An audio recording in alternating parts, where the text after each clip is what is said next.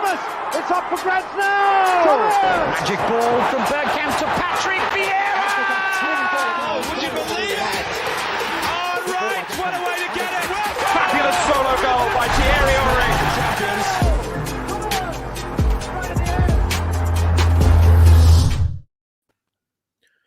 Good evening and welcome to Friday Fan Cam. This is Arsenal Lounge and let's introduce everyone. I'm Lev. Everyone can see that now. I'll put it on now. I'm just keeping it simple. We got the man up top right of me. He has now got his electricity back. He is look how happy he is. Look at him. The electricity is happy, isn't it? That's what's making you happy, nothing else. But it's African Guna. How you doing, bro? Doing well, and as you said, big smile on my face because, as we know, I mean, we spoke last week, and this conversation today could be completely on the other end of the spectrum, and thankfully it's not. So really happy to get into it and chat with you guys in a positive vibe today. Good. And we're welcoming back again this week our Arsenal brother, Albert from Albert JTV. How you doing, bro?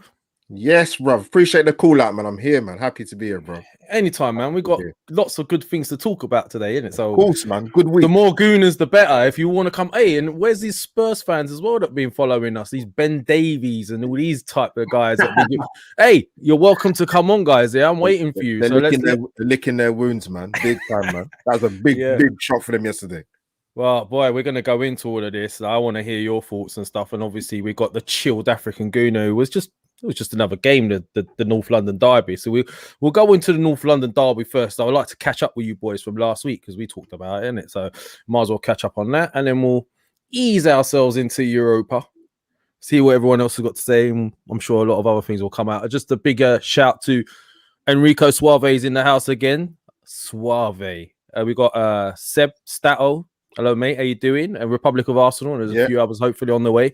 So, boys, we have had a very interesting week, to say the least. There was a lot of permutations, variables, whatever you want to say. I'm speaking African's language at the moment. I know he's an analyst and stats and all that, whatever it does. He hasn't told me everything. But it could have gone wrong in so many ways. We all considering what was going to come up with the London derby and then what happens after that. But the North London derby, lads, that's where I want to start, because for me, that was a very impressive performance, right? I'm going to put it out there. I'm not even holding back. It was a very impressive performance. It was a dominant performance, in my opinion, in comparison to other derbies we've seen.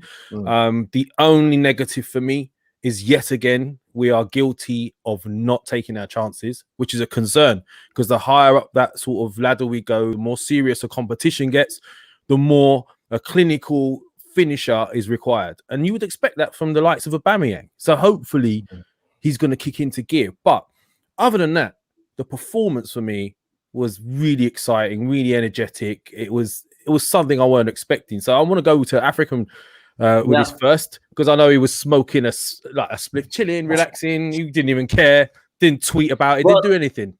Listen, I mean, first I want to start off by saying we did chat about this last week, and I did say that we were not going to win 3 out of 3 games, right? So that was going into, this week as having expectations that we're not going to win all 3 games. And I said that out of all 3 games for me, really, obviously Tottenham was the one that I was like, okay, if we lost or drew that game, it wouldn't have been the end of the world. For me, it was just purely on Europa League. And I think also to mention that when you go into these games like this with less expectation, it's even more sweeter, dude, because I wasn't expecting anything from that game. And they turned up and then they made me proud. And that makes me even feel better. And I think it's a better approach for me to go into games like that than overhype ourselves. And then usually we know what happens. I mean, historically, we don't put those type of performances. And I was very surprised. I think you're right. We completely dominated that game. For me, it was just like, when are we going to score? And I was just saying on Twitter, and I know you saw it. When is that sucker punch going to come? And it came, right? Obviously, we didn't take our chance. I didn't see it. I wasn't looking at all, to be honest. Yeah. There it is.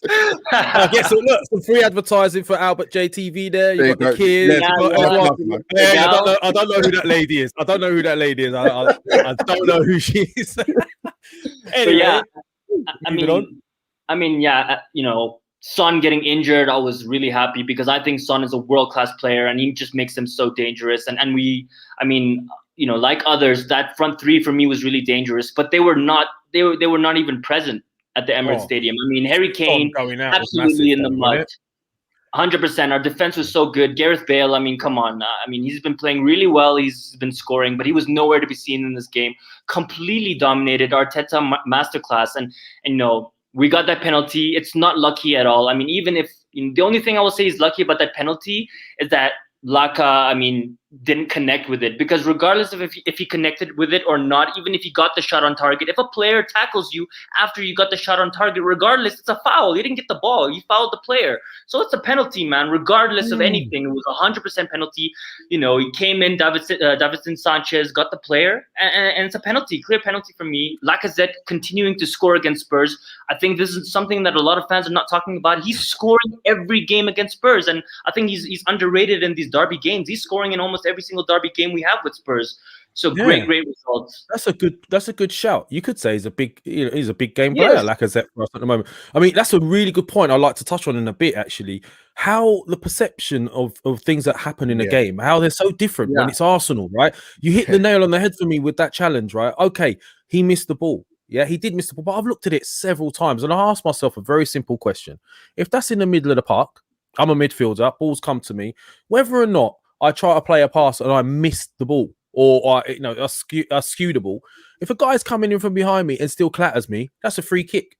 What is the difference other than the fact that it's in a box, which means it's worse? It's a worse penalty. But we'll come into that. But Albert, I'd love to hear your thoughts on it, and maybe further to try and understand what it is that we did that caused Spurs so many problems.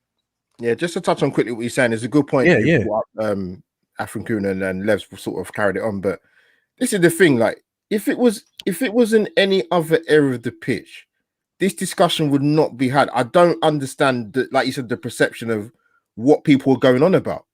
Like there was contact in the box, irrespective, like African Guna said, irrespective whether Lacazette missed the ball or not. Why is that not a penalty? I'm smiling because I'm baffled as to why. Yeah, it's like it's like they try to figure a way to try and take it away from us. Sorry, ridiculous. So yeah, it's a penalty, man. But yeah, so as for the game itself, I mean, if you remember my score prediction, I went for a 2-1 for Arsenal to win, so that was a good start. Man. Spurs played exactly how I thought they'd play, and actually worse. That's got to be one of the worst Spurs performances I've seen in a derby game. They didn't press us. We knew they was going to sit back. You saw the stat during the game, like no touches in the opposition box until the Rabona, but it's a great goal. The what? The Rabona. No. Let's give them credit. I mean, that was phenomenal. Yeah, because if it was Messi or Ronaldo that done that, yeah, we've been talking about it for about 3 months. But yeah, anyway, it wasn't bad. It was a sick goal. Very quickly, Albert, I'll bring this up while you're doing this because this correlates to what you're saying. Yeah, Mr. Flywright saying, was Arsenal that impressive or was Spurs that poor? So it's a kind of combo of what you're saying. So you can carry on with that, bro. You could. I get the question, but then I mean, if you go back to when we played them at their stadium, I don't think Tottenham was that great. We gifted them 2 goals. I don't think Arsenal were brilliant that day, but no, Arsenal, to give Arsenal credit where credit's due, man. You know what I mean? It's a North London derby. Tottenham came into that game with a bit of confidence. They lost some, which was a big key for them. Gareth Bale decided to I think he probably was thinking of the golf course rather than his performance in the game on Sunday. But yeah, Arsenal thought we were very comfortable, and Tottenham didn't really do anything to show us as to why they've been playing really, really well. And I think it would have been a travesty to not go in at halftime 1-1 at minimum, because we had chances again. You're right, Levs. The days of the argument where we weren't creating chances, where we wasn't for a long time, but we're actually doing that in quite a lot of the games now. Yeah, but we're not putting them to bed. And you know what? We have to start being ruthless, because you know what? When you're playing in higher level games, whether it be internationally, sometimes you only get 1 chance a game. You have to take it and be ruthless. So yeah, it'd have been a travesty if we'd have gone in at sort of halftime 1-0 down. But we got the goal. Erdegaard, 2-2 at the time. We need goals other than Aubameyang, to be fair. But yeah, he's looking the part of Erdegaard. I'd sort of, like I said last time, I'd still err on the side of caution, because I want to see what he's got to offer more in terms of the games that he's going to get. But from what I've seen so far, very, very impressive. And yeah, much deserved win, man. I get the point about, you know, with Tottenham that poor or what Arsenal really good. I thought we should have won by more. I thought the score flattered Spurs, to be honest with you. I mean, look, I think Arteta was quite brave in that game. Like he proper went for it. But you mentioned the previous game we played against them, right? We still dominated possession in that game. We just had no cutting edge. And I think it was prior to us finding that sort of fixing that conundrum with the old Cam situation, where we were having that issue where we just kept the ball. We started learning a new style of play, keeping possession, but we just didn't have anything. And it's really bizarre because last season we weren't playing as well, probably in stints, and Aubameyang was far more clinical. He's getting an abundance of chances now. Yeah, I mean, some of them chances in the, you know, in the Europa tie, I could go into it. Like we'll go touch on that, but there was some serious bad misses there. Those were the ones that when you're at training on the Astro with your mates here on a midweek, and you're doing one-on-one training, you expect to score that. Why isn't he doing it? But what I did like is the tactics by Arteta, because I looked at what he was doing. They were isolating Doherty. They were isolating. Yeah, he was getting ripped. Yeah, he was getting ripped. Now, Bale was clearly not tracking back. But also what I liked was the fact that the way they weren't pressing from the front. The minute they lost Song, they weren't pressing from the front as much. They only had Kane. That was causing an issue on that left-hand side in particular, because Bale didn't know whether he should be shutting down Granit Xhaka, whether he should be going to Gabriel, whether he should be watching Tierney. He wasn't doing any of those. So go on, mate. Go on. No, I was going to say a good point, but don't also take away the fact of our pressing. Our pressing was phenomenal. Lacazette starting it all. I mean, our pressing was so good, and it's not only that game. You can see now there's a culture in our team. We press like dogs, and that is our team now. We press from the start. As soon as your defenders, or as soon as the goalkeeper starts play, we press you. 2 or 3 players, we press you. We push you to the side of the pitch that we want you, where you have no choice but to kick it long, and we get back in possession. That's exactly what they were doing. You can see this happening throughout the game, and it's just incredible. And Tierney, I want to give him single out praise because he's just such a phenomenal player. I mean, really, I love the kid, man. He's just such an all-round player, professional. He just has everything about him, and he's so integral to the way we play, because it's like Ronaldo or Neymar or Messi. These guys are so good at what they do, and you know what they're gonna do, but you can't stop it. And Tierney's the same thing. He's gonna do the same thing, take you down the line, beat you. He has 3 or 4 ways of beating you, and once he beats you, it's over. He's getting in the perfect cross, and it creates a chance for us. And I think that is very pivotal to the way we play. And I don't think Tierney's gonna be dropped, period, you know, for any game till the end of the season for me. Well, I think the fullback area is pivotal in general to the way we're playing. You know, I think he feels he could probably improve on Bellerin, maybe quality on the ball. I think Bellerin lacks in the final third. His decision making, his crossing is not the best. If you look at Tierney, he's got real quality on his passes and his crosses. So yes, I do understand where you're coming from. There is what else has there been though? I mean, look at it this way. Can I mention something else? Yeah, go on. For sure, something that is so evident for me is Odegaard and Thomas Partey. 100%. Odegaard as well, yeah. The 2 games that we dominated, Tottenham and Olympiacos, first leg, they both started. That's our strongest team. And when you see our strongest team, we are strong. That looks like a European team to me, right? Partey automatically solidifies our midfield, and Odegaard just has so much class, so much creativity. I mean, the Elastico he did last night, I was going nuts. I mean, we haven't had a player like this for so long. I know Smith Rowe is good, but he's not as good. Like Odegaard just offers something different. He's smooth, he's technical, his vision. I think, you know, him and Smith Rowe are going to be competing, and to have 2 creative players in our team, in our midfield now, is just what is really driving and creating these opportunities, the young, fresh blood. I think we're not really going to miss the Saka as some of us may think. I think we have a lot going for us right now, and it's fantastic to see. And we're going to touch upon the Europa League draw, but I'm really excited. Let's just let it do. Go on, bro. Can I add to that? Man. Yeah, of course you can, bro. I want to give a big, like, with Kieran, I want to give a big shout out to him, especially. Anybody that knows me, my thoughts on him, I wanted him at Arsenal for about last 2 or 3 years, to be honest with you. So I'm not so really surprised of what I've seen, how good he is. So it's not a surprise to me. If you speak to people north of the border or people that follow football outside of Arsenal, this is not a surprise. No, people turn their noses up because he came from the SPL. But I'm like, if you've watched this guy play for Scotland and Celtic at the time, you should not be surprised what you're seeing in terms of No. He broke into the first team at 17. He captained Celtic at 19 or 18, 19, and he's won everything with them. And they love him. Levs, that fan cam of him as well. That was, oh man. If you ever had a sort of a doubt as to, is he too young or should he be captain? Go and watch that fan cam, man. Seriously. That 4 minutes. Have you seen the other one, bro? The other one, with him on the tannoy with the Celtic fans. Yeah. No. Right? He's orchestrating the entire Celtic fan base. Yeah. It was all, and they were all following his every say. And that is a kid, right? It was, 18, 19? And you've got that much authority and aura and confidence in you to be able to do that. And honestly, they loved him, bro. So, yeah. We love him. And we love him.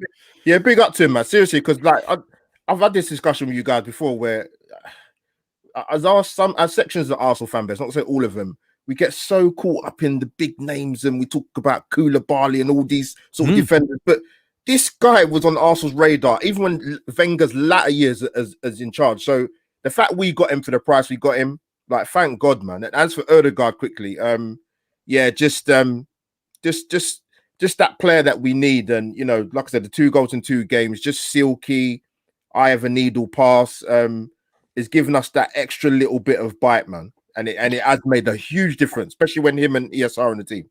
They're two different players, though. They're 2 different types. Yeah, two different. ESR is a more driving type midfielder. Wants to get beyond the lines, and he'll do a quick 1-2. And I think he's more of he'll take a player on. He's a bit more. He's a bit quicker than Odegaard. Yeah, Odegaard is a dictator, is an orchestrator, isn't he? Yeah, 100%. And I was gonna mention just quickly on that, Albert. I think you can see Odegaard feels like he's important to this team. He knows his place in this team, and he feels loved. Like, you can see his confidence from the time he started, and you know, he got a run of games. I think now we're seeing. He scored more goals for Arsenal than Real Madrid. He started as many games for Arsenal as Real Madrid. So this is pretty much like a reset for him, and it's really showcasing. And I think Arteta knows how important he is, and they definitely had that conversation to say, you know, listen, you're gonna be really important to my team. As long as you work hard and as long as you do what I say, you know, you're gonna have a place in this team moving forward, right? I mean, if they could find a way of getting ESR and Odegaard more central together, like Partey, and then you have someone like Odegaard instead of Ceballos keeping that ball, and then you can have maybe ESR on that camera.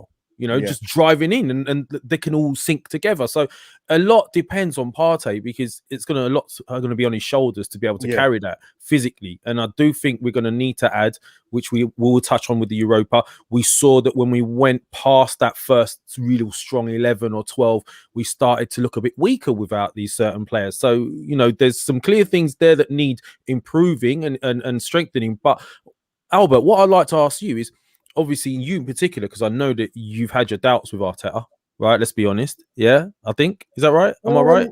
No, you know what it is, Les? When people were putting the question, is Arteta out or in? I said, like, you're not going to draw me on that. But just common sense will tell you if the results are not going your way, whether you're experienced or not, then you're going to lose your job. So, you know, listen, the mess that Arsenal are in, or where we've been as a club, it's bigger than Mikel Arteta and will continue to be for however long he's at the club or when he moves on or whatever. So that was sort of my take on Mikel Arteta. Okay.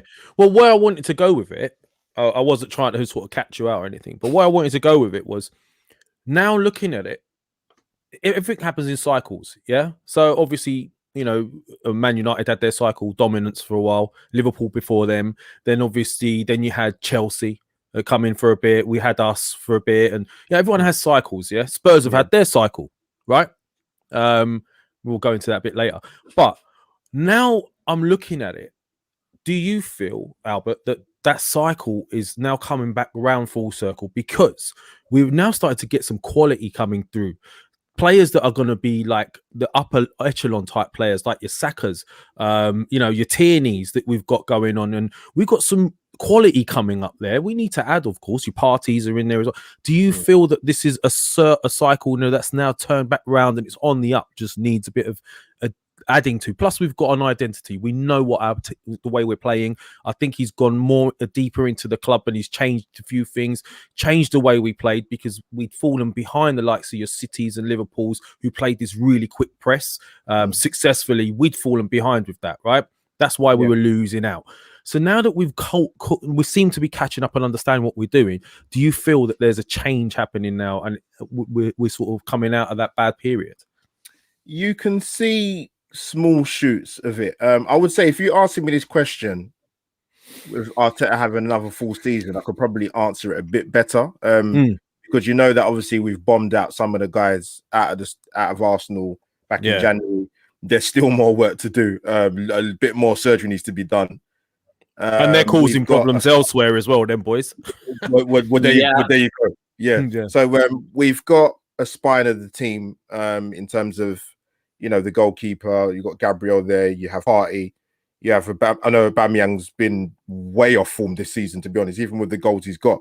So you've got a spine weird there. Season he's had. It is a weird season. Yeah, it's very strange. Very strange. So you've got a spine there, but you just need to get the sort of the jigsaw pieces around it, which is not going to be a 5-minute fix. Again, with Arteta, you know, this is his first job. It's a big job. A lot of stuff has gone off the pitch. And what I will say, Levs, is if you look at Arsenal as a football club, in 3 of our most prominent positions, it's all inexperienced. I've never seen that in a big football club in terms of Arteta, Edu.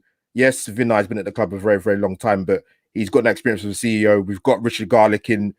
Literally, he's been here for 5 minutes. He's got a big job in terms of the contracts because that's been a mess for years. So, I look at the bigger picture, and it's not, like you said in the introductory, like it's not so much about where I kind of sit with Arteta, because I want the guy to do well, obviously, whoever the last manager is. But I can see what he's trying to do, and what I will say, and whether you like Arteta or not, Twitter, Instagram, have your fun. But that call with Aubameyang on Sunday, he had my 100% backing. Balls. Trillion% backing. Massive balls doing that. Yeah, it was a big call, but it was the right call. It could have gone really badly wrong if we lost. It would have still been the right call, even if it went wrong. We would have said that, right? We would have said, we all probably would have said that, but there would have been a massive lot of people who would have been jumping all over that, though. No, but no, you're right, Levs, because Arteta's sort of lived and died by the sort of talking about non-negotiables when he first come in. You've got to stick by your principles, man. And if fair play, yes. If it means dropping your club captain in the biggest game of the season at home, then you do it. And he's got every right to it. So for those who park your egos aside, back the manager on that, because he was 100% right.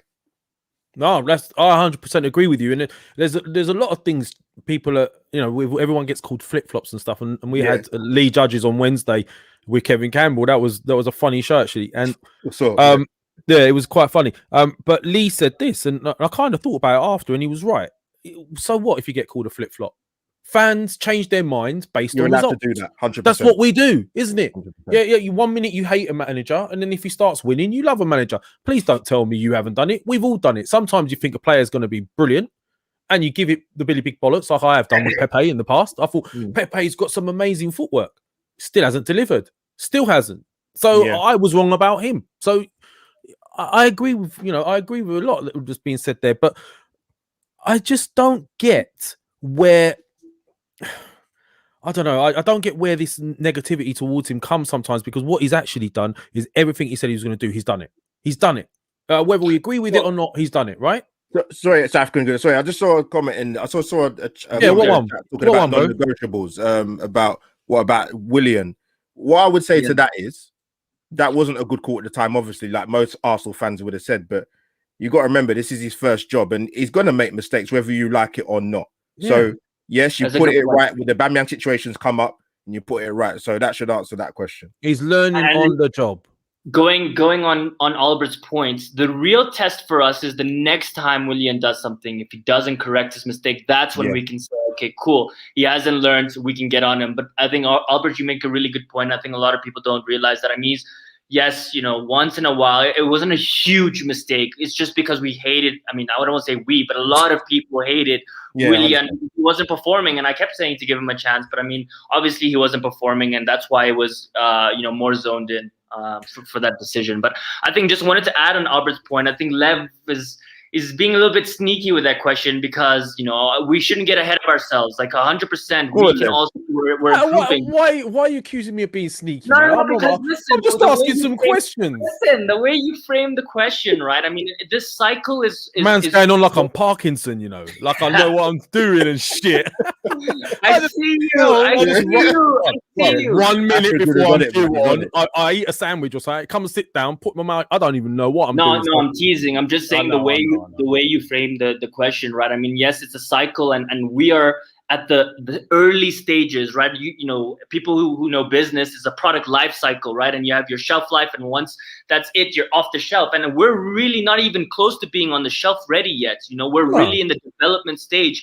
And I agree with Albert, even when we get the players that we need, it's still gonna take so long to make this gel and gel the team and get them to play with each other, understand each other. We're seeing that now.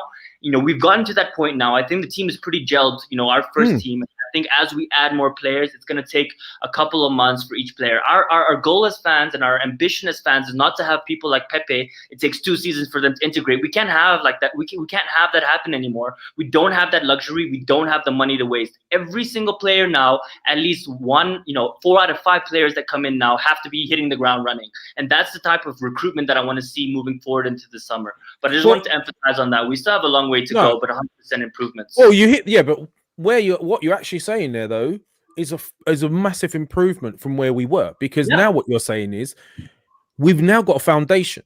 We've built that. Yeah, it's taken a bit of time, and we've had to go through the hardships. And I'm starting to understand what he was talking about earlier on in his interviews and stuff. Arteta, he was saying, look, we're going to go through some pain along the way, because it's almost like you're learning something totally new, a totally different system, a totally different style of play, totally different expectations. It's a totally different mentality. Even he's come in and he's not accepting anything less than what he's asking for. Whereas we had an era before where you could get away with that. Yeah, right. Everything's had to change beyond the team, right through to the core of the club. He's had to make changes. So, you know, I like the fact that this time he's put us in a position where summer window, he's going, right, I know what I need now.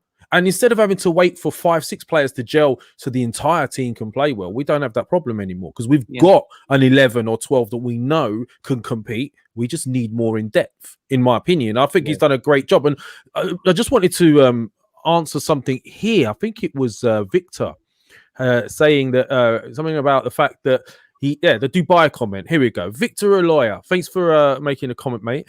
It could have been settled in-house like he did with his favourite Willian when he put the team at risk and travelled to Dubai. Now, initially when he did it, I thought that too. I thought he should have kept it in-house. And then I heard a few others saying it. But then I look at it now, and he's put out a message publicly, but he hasn't really said much. Yeah, he's done it in a way where it's enough to make a statement. Look, don't matter who you are, you can get dropped. But then the wording he used after interviews and the way he's managed it has impressed me, because he's turned around and he's gone, listen, he's still a great lad. He's still one of the best players, the most important players in the team. It's done, finished, right? And it was just felt like it was a clean slate straight away. So I couldn't see anything carrying over, if you catch my drift with that. So that was my answer to what Victor said. I want to add something to that, Lev. I would say go ahead. to Victor and the other guys, I mean, guys, we're being a bit, I mean, you guys are being a bit immature. Let it go, man. Listen, we're in a great spot as a team. I understand the frustration, because let's be honest, Albert, we want to listen. You know, the reason we have these podcasts is to chat about this stuff and air this out. And if I can make an impact on other Arsenal fans watching this and get them to release that anger against Arteta, you know, I think for the fan base, it's our job as people on these podcasts, as panel members, to go and do that. And I think, you know, let it go. Leave that grudge. It's happened. If it happens again, I agree with you. Then there's favoritism, for Willian. But I think for the time being, everything is positive at the club. We've gotten a great draw. You know, just let it go and just let's move on from that. To be honest, that's the way I see it. It's not that. You're right. It's if buts and maybes. So. What do you want us to do? Do you want us to replay the game again? I don't know. I don't really get it. Yeah. So, Victor, very quickly, if you're paying someone a hell of a lot of money to do a job for you and he's not turning up on time, pretty regular, what would you do? I'll leave that with you. Let's move on from that. Right. So, guys, we won that derby. We won it nicely. It was, it felt all right. I didn't feel like the last couple of minutes when it hit the post and all of that, and Gabby made that amazing. That block there. I like Gabby. he's got that thing in him. This is what I'm talking about. Our players that we're bringing in, I think the profile's changing. The way the profile of player that they're looking at, it's not just about being skillful. We bought loads of skillful players over the years, but the profile mentality wasn't right. You had your Nasris of this world, all really talented, but not the right mentality. We're bringing more physical, aggressive players that are both technical, and now we're becoming a more physical team. You can see it all around.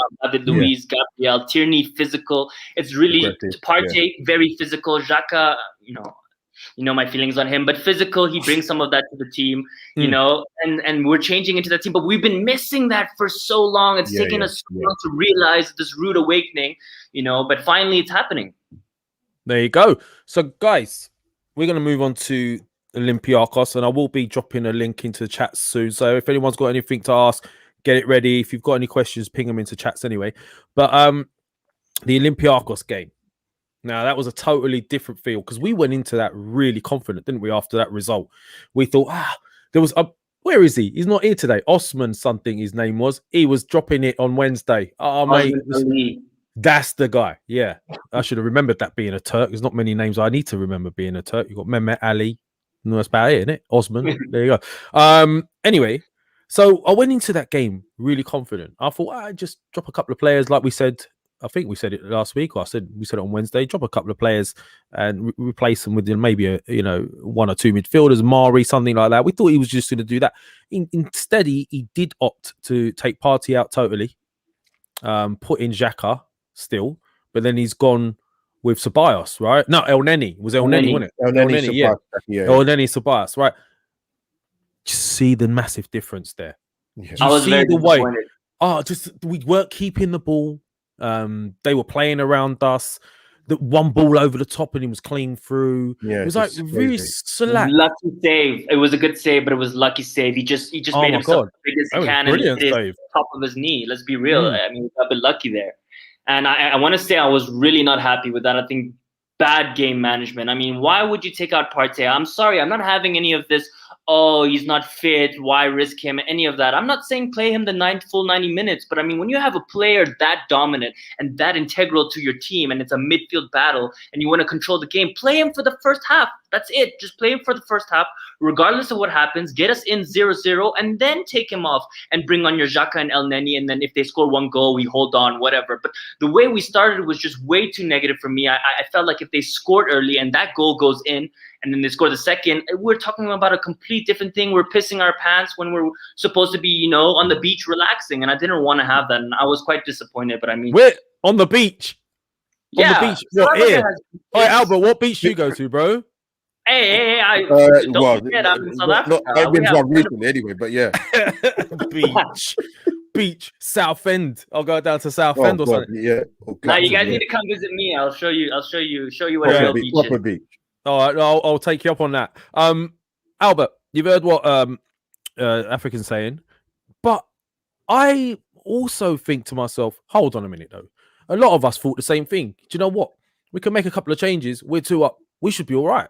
Yeah, I mean, Momo came on the other day before that and got a great goal, and everyone started calling him Pyramid Perlo or Egyptian Perlo, whatever it is you want to call him, right? Yeah. So we actually thought that was going to be us as fans. We thought we could get away with making those changes. Was Arteta wrong to think that? And what's your opinion? And what did you think of what you saw?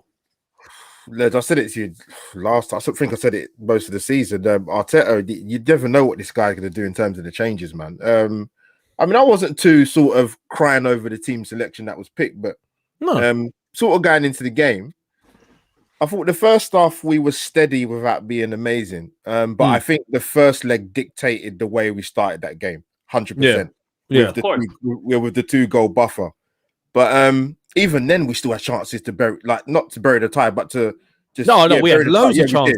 Aubameyang had a great chance in the first half and a couple of half chances. But I don't know. And then obviously, from the goal kick, I couldn't believe what I was seeing. I mean, it went right through and no one scored. But I hadn't seen that for a while, That used to happen to us quite often back a few seasons, but back in the day with Wenger. Remember? All the time. I never understood how it happened. We play this high line. Yeah. And then, instead of dropping off about 10 yards when there's a goal kick, because that's what you're meant to do. As a goal kick, you drop off 10 yards and you attack the ball. We seem to stay high. over the top. Yeah, over the top, almost the other day was the first time I've seen that in a while. Yeah, so we've come into I said it in my sort of yesterday reaction wise, chalk and cheese that match. The second half, this is where Arteta must be thinking, you know what, I've got the boys in halftime, team talk, the guy out for the second half. He must be scratching his head sometimes thinking, what are these guys not getting? What are they not listening to implement what I'm asking them to do? Because we started poorly. Some of the passing, like you mentioned, Les, was terrible. All of them. The defense, that's not his fault, right? That's the quality of the players we had. I'm saying he must. That's why he must be scratching his hair up because the passing was terrible. All of them. The defenders, Tierney, they all had the hicks, man. Tierney, Gabriel, Aubameyang, Pepe. How much should fatigue play, guys? Because we thought about that. No, listen, no, you're not buying that. You're not buying that. No. Les pointed this out to me on Twitter, man. And I'm just making conversation, bro. I mean, 5 of our players didn't even play in the game before, and you're saying they're fatigued. Come on, Pepe didn't play. Oh, the whole back line played. Listen, the back line, I agree with you. Untouched. You know, fullbacks do a lot of running, bro. But moving forward, what about the rest of the team? Half the team is fresh, so there's no excuse for that, man. And Leno doesn't have to run, so come on, there's no fatigue with him. You know what? I get that argument because people like to have a debate, but I just think I'm looking at some of the passes, the mistakes we were doing. Yeah, no, I'm not talking about hitting Steven Gerrard Hollywood passes. I'm talking about hitting passes from A to B. I couldn't believe what I was seeing, man. And I think in a nutshell, that's what we've seen a lot. That's what we're trying to eradicate, them type of performances. I mean, we've done the work in the first leg, but some of the passing was terrible. I think that someone asked me yesterday, right, who was your Arsenal man of the match? And I'll be honest with you, I couldn't give an answer. I mean, Ødegaard came on and made us a bit more sharp. Ødegaard was man of the match and he only had 15 minutes. Martinelli gave a better 5-10 minutes than the forward line and probably the midfield and the whole team did together in the second half. But it was very poor, the second half, the passing. It drove me mad. Obviously we conceded the goal, which wasn't a good goal to concede. And oh God, it's always El Arabi. He turns into prime Drogba against us every time he plays us.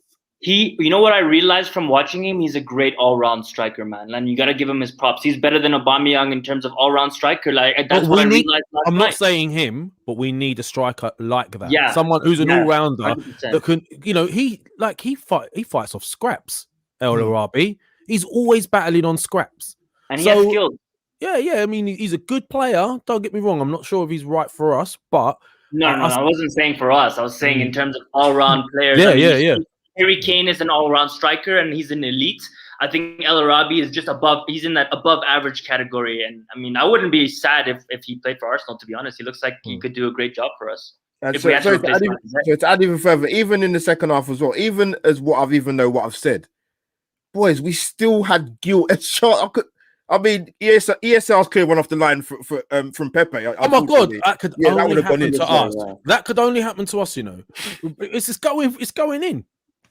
Aubameyang, I mean, like I said, he only got his first hat-trick for Arsenal this season. Mate, he could have had 4 hat-tricks this season.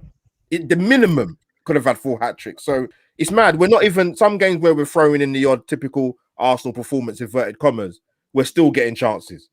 Yeah, well, this is it. We are creating chances continually. So the concern for me is, as I mentioned before, now we're going into these crucial stages of this tournament. Now, listen, at the end of the day, the other argument, I'll throw this at you. The other argument as well is, look, we did the job in the first leg, right? So, all right, maybe we did take our foot off the gas.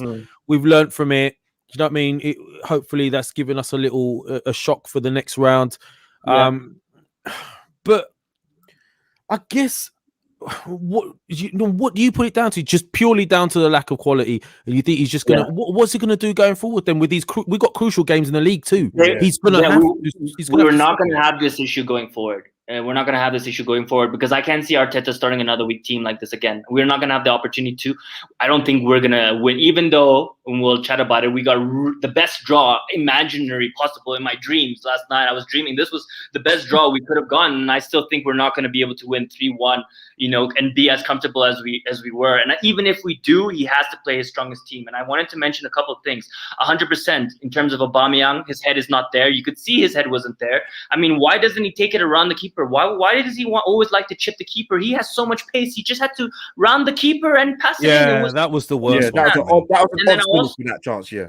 I also wanted to mention in the first half, Pepe. I mean, Aubameyang is wide open and he's so selfish to try and nutmeg Socrates and score. I'm sorry, that was pathetic. That was selfish. Yeah, all he had to do is square it. 3-1 up, man. If I'm the coach, I'm taking you off. Easy goals. We put it on the plate. We want to score team goals over individual goals. That's the type of attitude I think Arteta, he gives me that vibe. He cares more about a team goal than an individual goal. And in football, you score goals, the easiest goals, in FIFA, you have the guy next to you, pass it to him, and it's a man, if I was playing, do you know when you play two players in the same team in FIFA? If my partner ain't passing that, I'm going absolute loose. Yeah, exactly. Yeah, when I say my partner, I'll say my son. I'll probably give a little, you know what I mean? Wait, but look, smash the likes, people at home, by the way. I wanted to just add on that quickly. I mean, 100%. For me, that midfield is way too weak. Regardless of who we're playing, we can play the crappiest of teams. That midfield is damn weak, and I knew they were going to dominate. And you could see the shift in the game as soon as they got that shot on target, and they realized that our midfield was too weak. They started dominating, and they took control of the game. We could barely touch the ball, closing into the first half, and we were nervy. We were holding on to the ropes because if they scored, we were going to go in complete defensive mode, and we just got lucky that they scored later on for me. And so El Neni, not the Messi or El Messi that we think he is. I mean, just remembering that he played against Barcelona in the Champions League. That was 6 years ago. This guy's been playing for us for so long. He's never been good enough. Get rid of him. Xhaka, my thoughts. And I want to emphasize on this, and this is for our boy Victor. I mean, Pepe is absolute dog shit, man. He's dog shit. I'm sorry. I don't care how controversial that is. He is dog shit. Now it's Pepe. Today is Pepe. He can't even control the ball. He can't get a shot on target. I mean, he's bad, man. I'm sorry. I want to love him. I've given him so many chances. You're coming into a Europa League game.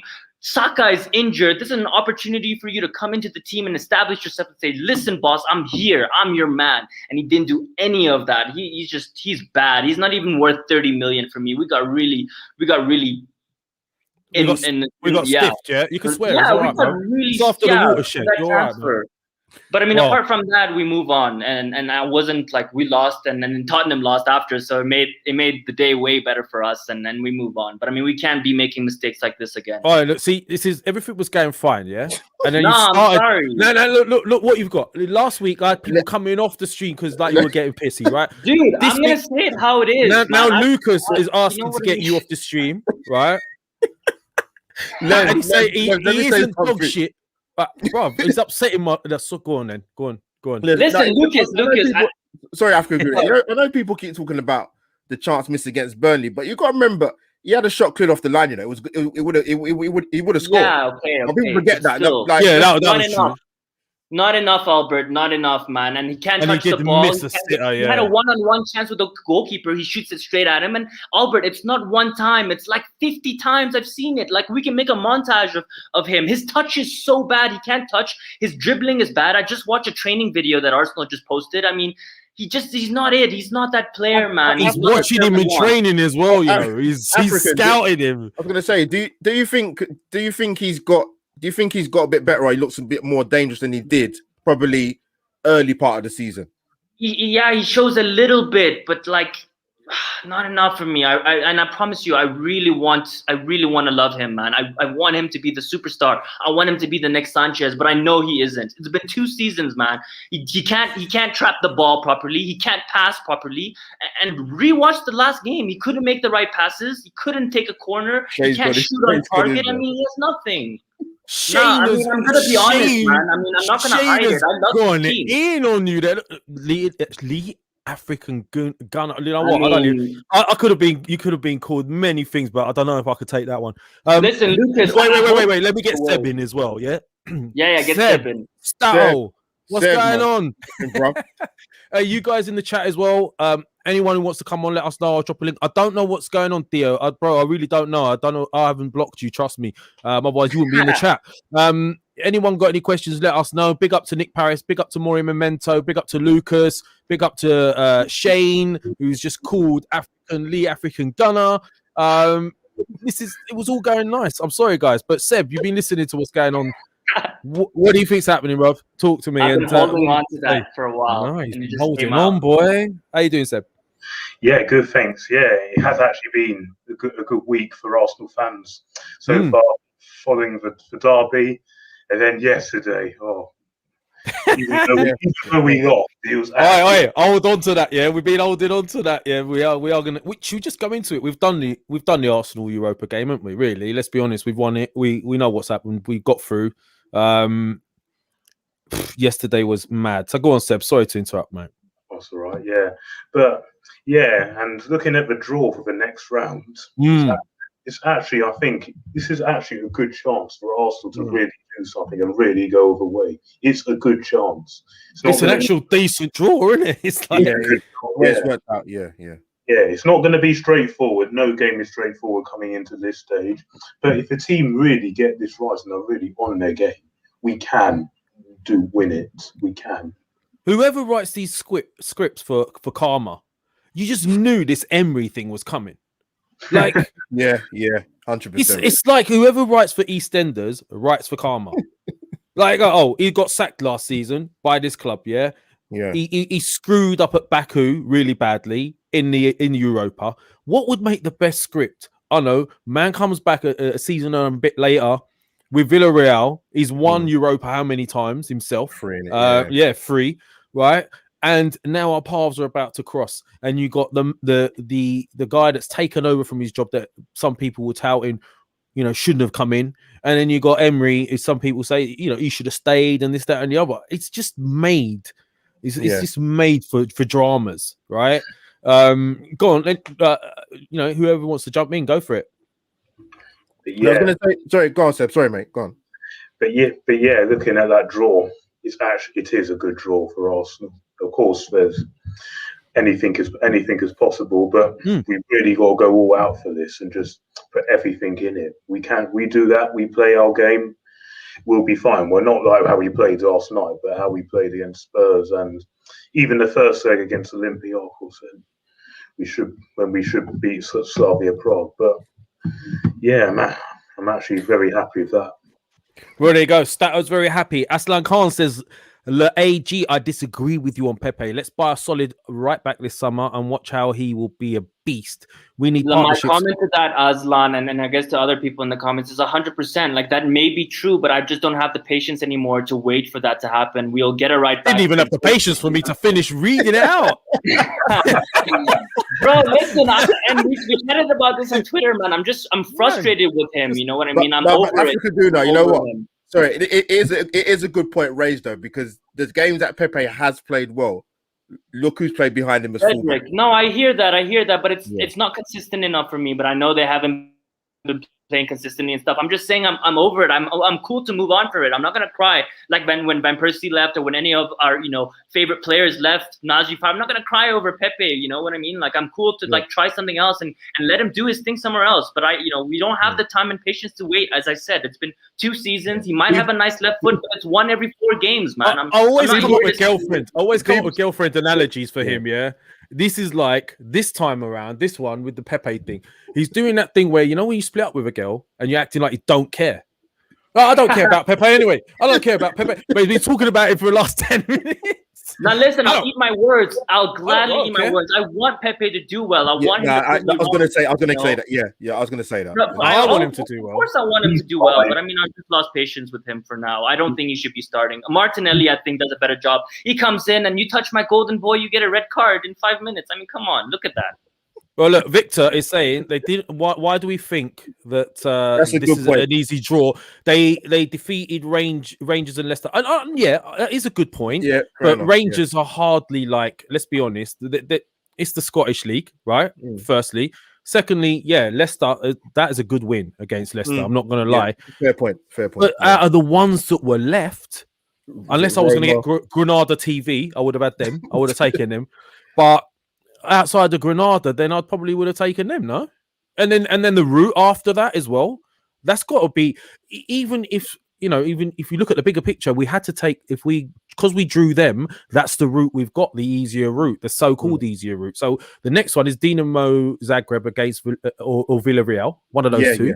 Yeah. And then that's a game for the final. I would have much rather have that than Roma AC Milan. So that's why I think it's the better draw, Victor.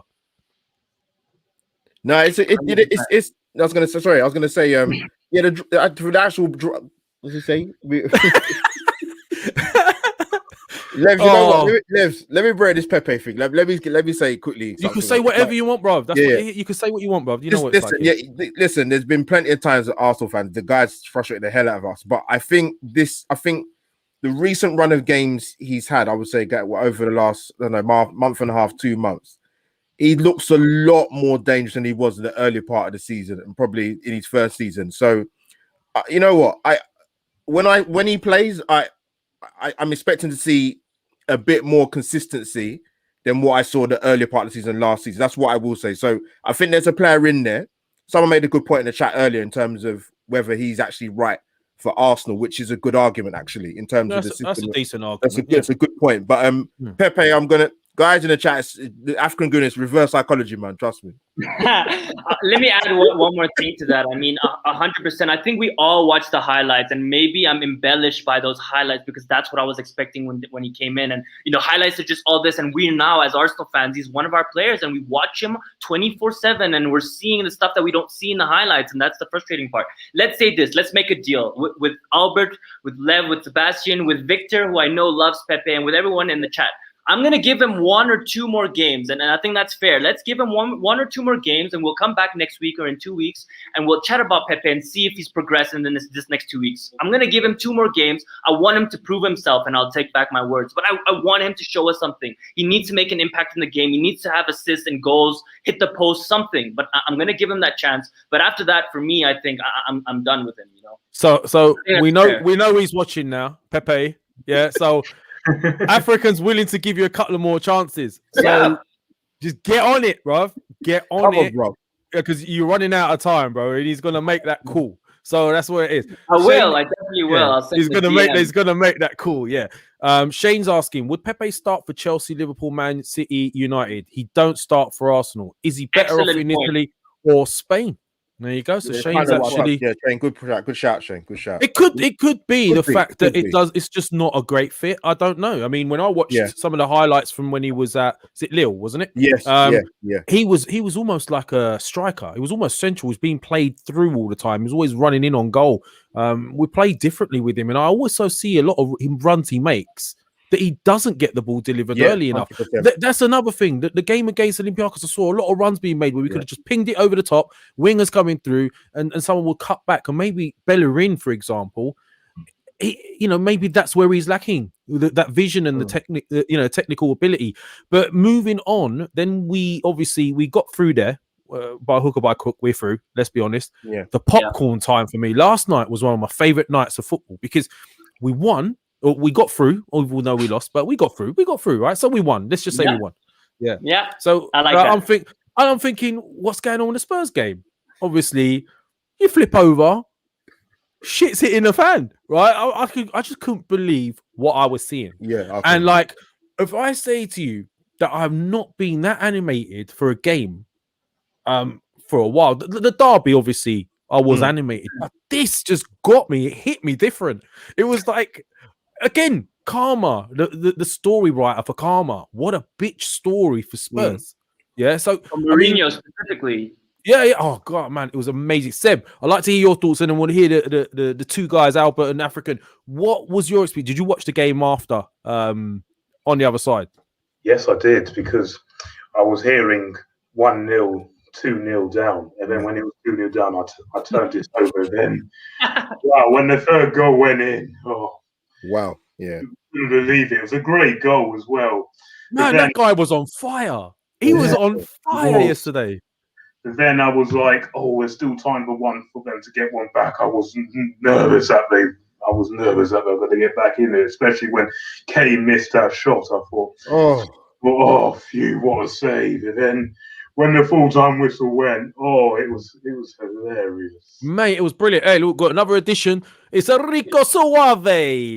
No, How you ciao. doing? Sorry, I'm late. I had Ciao. a phone call with my parents, so I'm a bit late. Sorry for that. Bro, I love that. It feels like he has to give us an excuse for why he's late now. So maybe we should call him Enrico Aubameyang from now on. Wait, you've been dropped from this podcast today. You can come back next week. Yeah. No. How you doing, Enrico? You all right? 1 week wait. I'm good, man. How are you doing, man? I'm good, bro. You've been hearing what's been going on, so feel free to jump in. We're talking about the Spurs game at the moment. Don't want to stray from that too much because we've got that essence in there. But I mean, obviously, Seb was saying it. Did you see the game after? Yeah. And what was your thoughts? I'm not gonna lie. I think we played really well that game. I think the Son injury impacted Spurs more than I thought they would. Because you know what the thing is with Son, right? He does so well with Harry Kane. They always seem to look for each other, right? So I think when Son got injured, obviously that impacted them, and then obviously Lamela came in and then he did his, usual magic. But I think the whole game, I think we dominated. Then the last 15 minutes, I thought we struggled physically and mentally.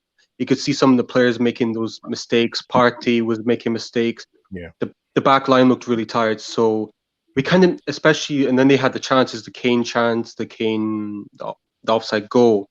But I think we deserved to win that game. So all in all, I think that was a really good performance. And then we guys obviously spoken about the Olympiacos game as well, right? Yeah, we spoke about that. Yeah. I mean, you could breeze through that very quickly, and then we were on to the Spurs game after that. So quickly breeze through, catch up with us, bro. Go for it. What did you think of the Olympiacos game?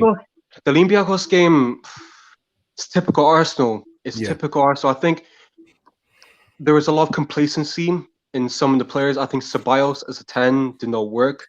You could see that. I think the thing with Ceballos, he's still, we've had him over a year, and he still plays like he's in La Liga because he always takes an extra touch, right?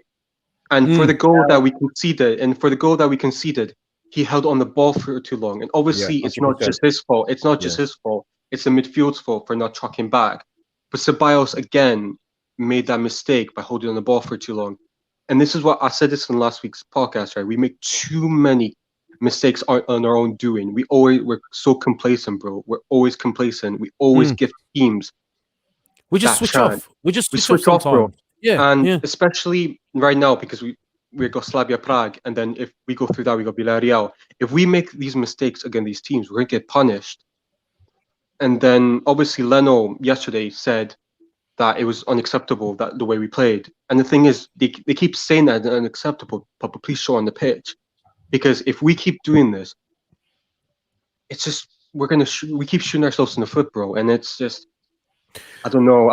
There's a lot of players in this team that they've got a mistake in them. With Ceballos, it's not the first time. With David Luiz, he's been better this season, but Well, that's a personnel issue as well, though, isn't it? It's a personnel issue, bro.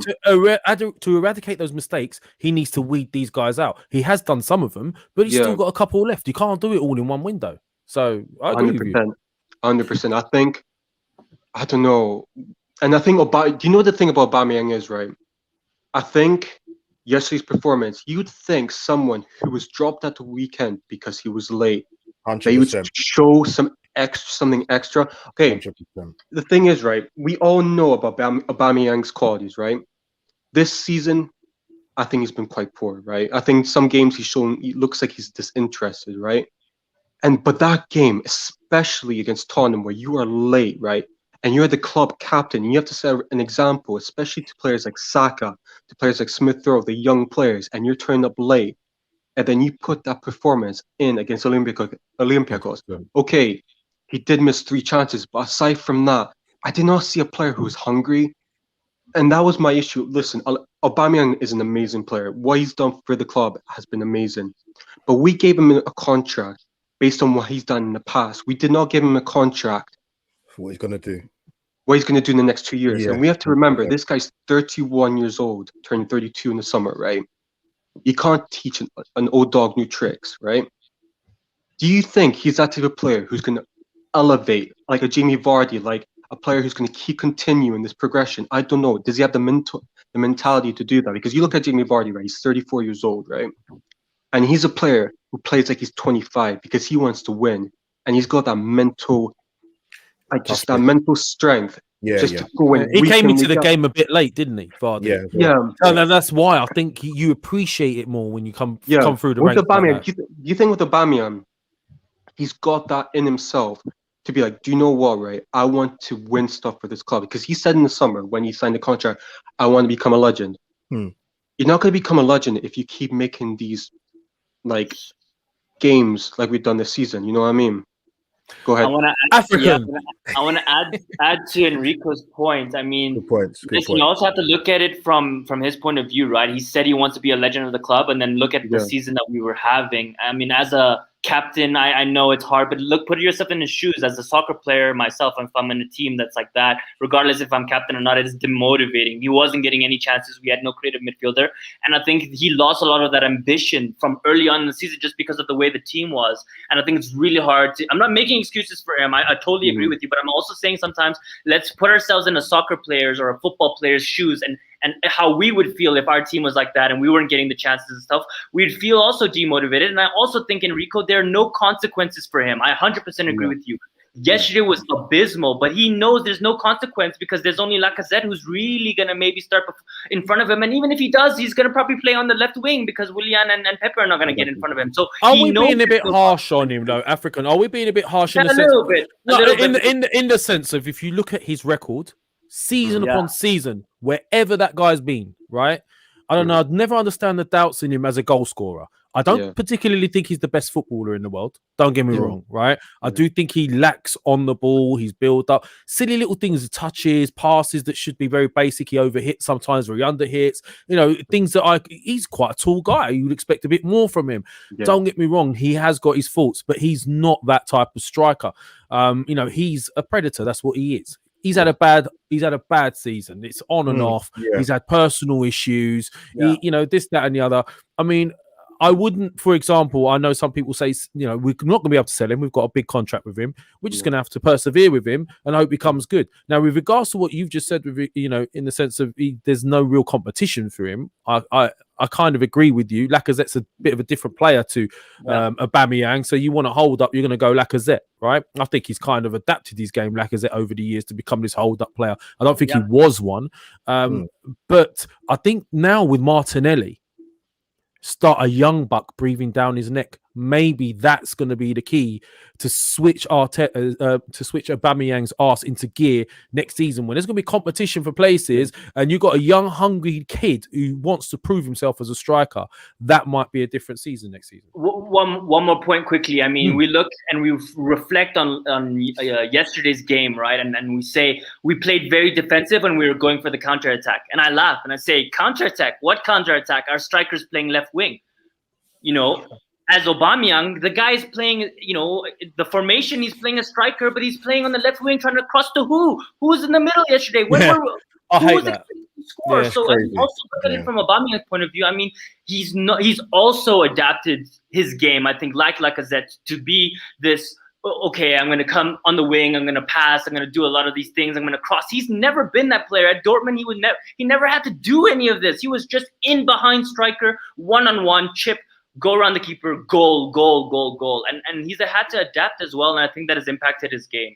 But as Enrico said, we haven't taken anything away from him. Enrico is quite clear. He has been a great servant to this club, but that doesn't excuse what he's doing now. We acknowledge what he's done for the club.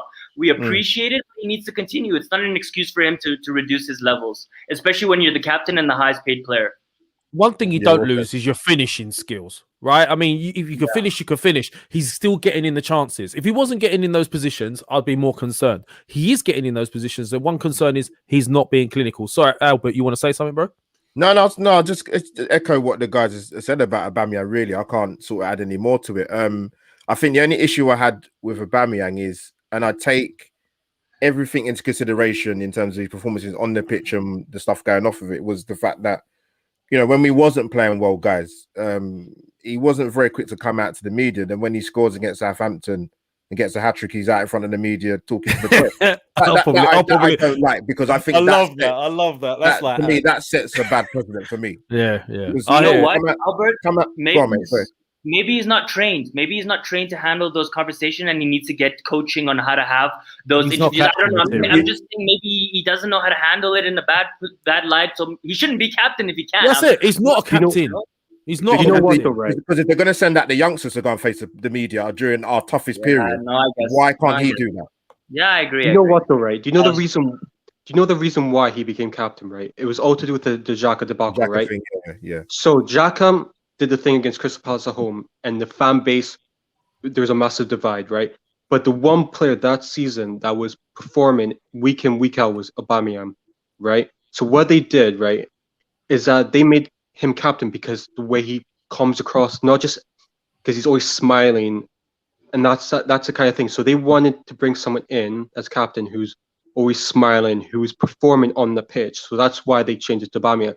But this season, we've seen when the going gets tough, he's not captain material. He did lead on the pitch last season based on the goals he scored. But I think the captain in this team is Tierney, right? And the thing is, right, have you noticed as well, whenever we lose a game, you say youngsters, but have you noticed that Tierney always comes out 100%. and always says, this is not good enough? This is a guy, right, who at the age of 23 has already won numerous trophies in Celtic. Albeit, it's a Scottish league. People keep saying, oh, it's a Scottish league. Yeah. It's still, you're playing for one of the biggest clubs in the UK. He's a winner. Celtic, right? He's a winner, right? Oh, we were saying this earlier, Enrico. We were saying that, 17, he broke into the first team 17. He was captain 18, 19, won loads of trophies with them. He's titles with them, 100%. He's obviously captain material. He's a winner. Yeah, 100%. Yeah, I don't know that everyone is now on board this because, as Albert said, I mean, when you watch a player before even the player comes into the team and you know it already, and then it takes people a little bit of time and then they come to the realization, it's a great feeling. And it's the same with Smith Rowe. I was always calling for Smith Rowe to play when he was young. Too, I saw him in pre-season. I was like, this kid is our answer, and now he is. So it's always a great feeling. Quick question, guys.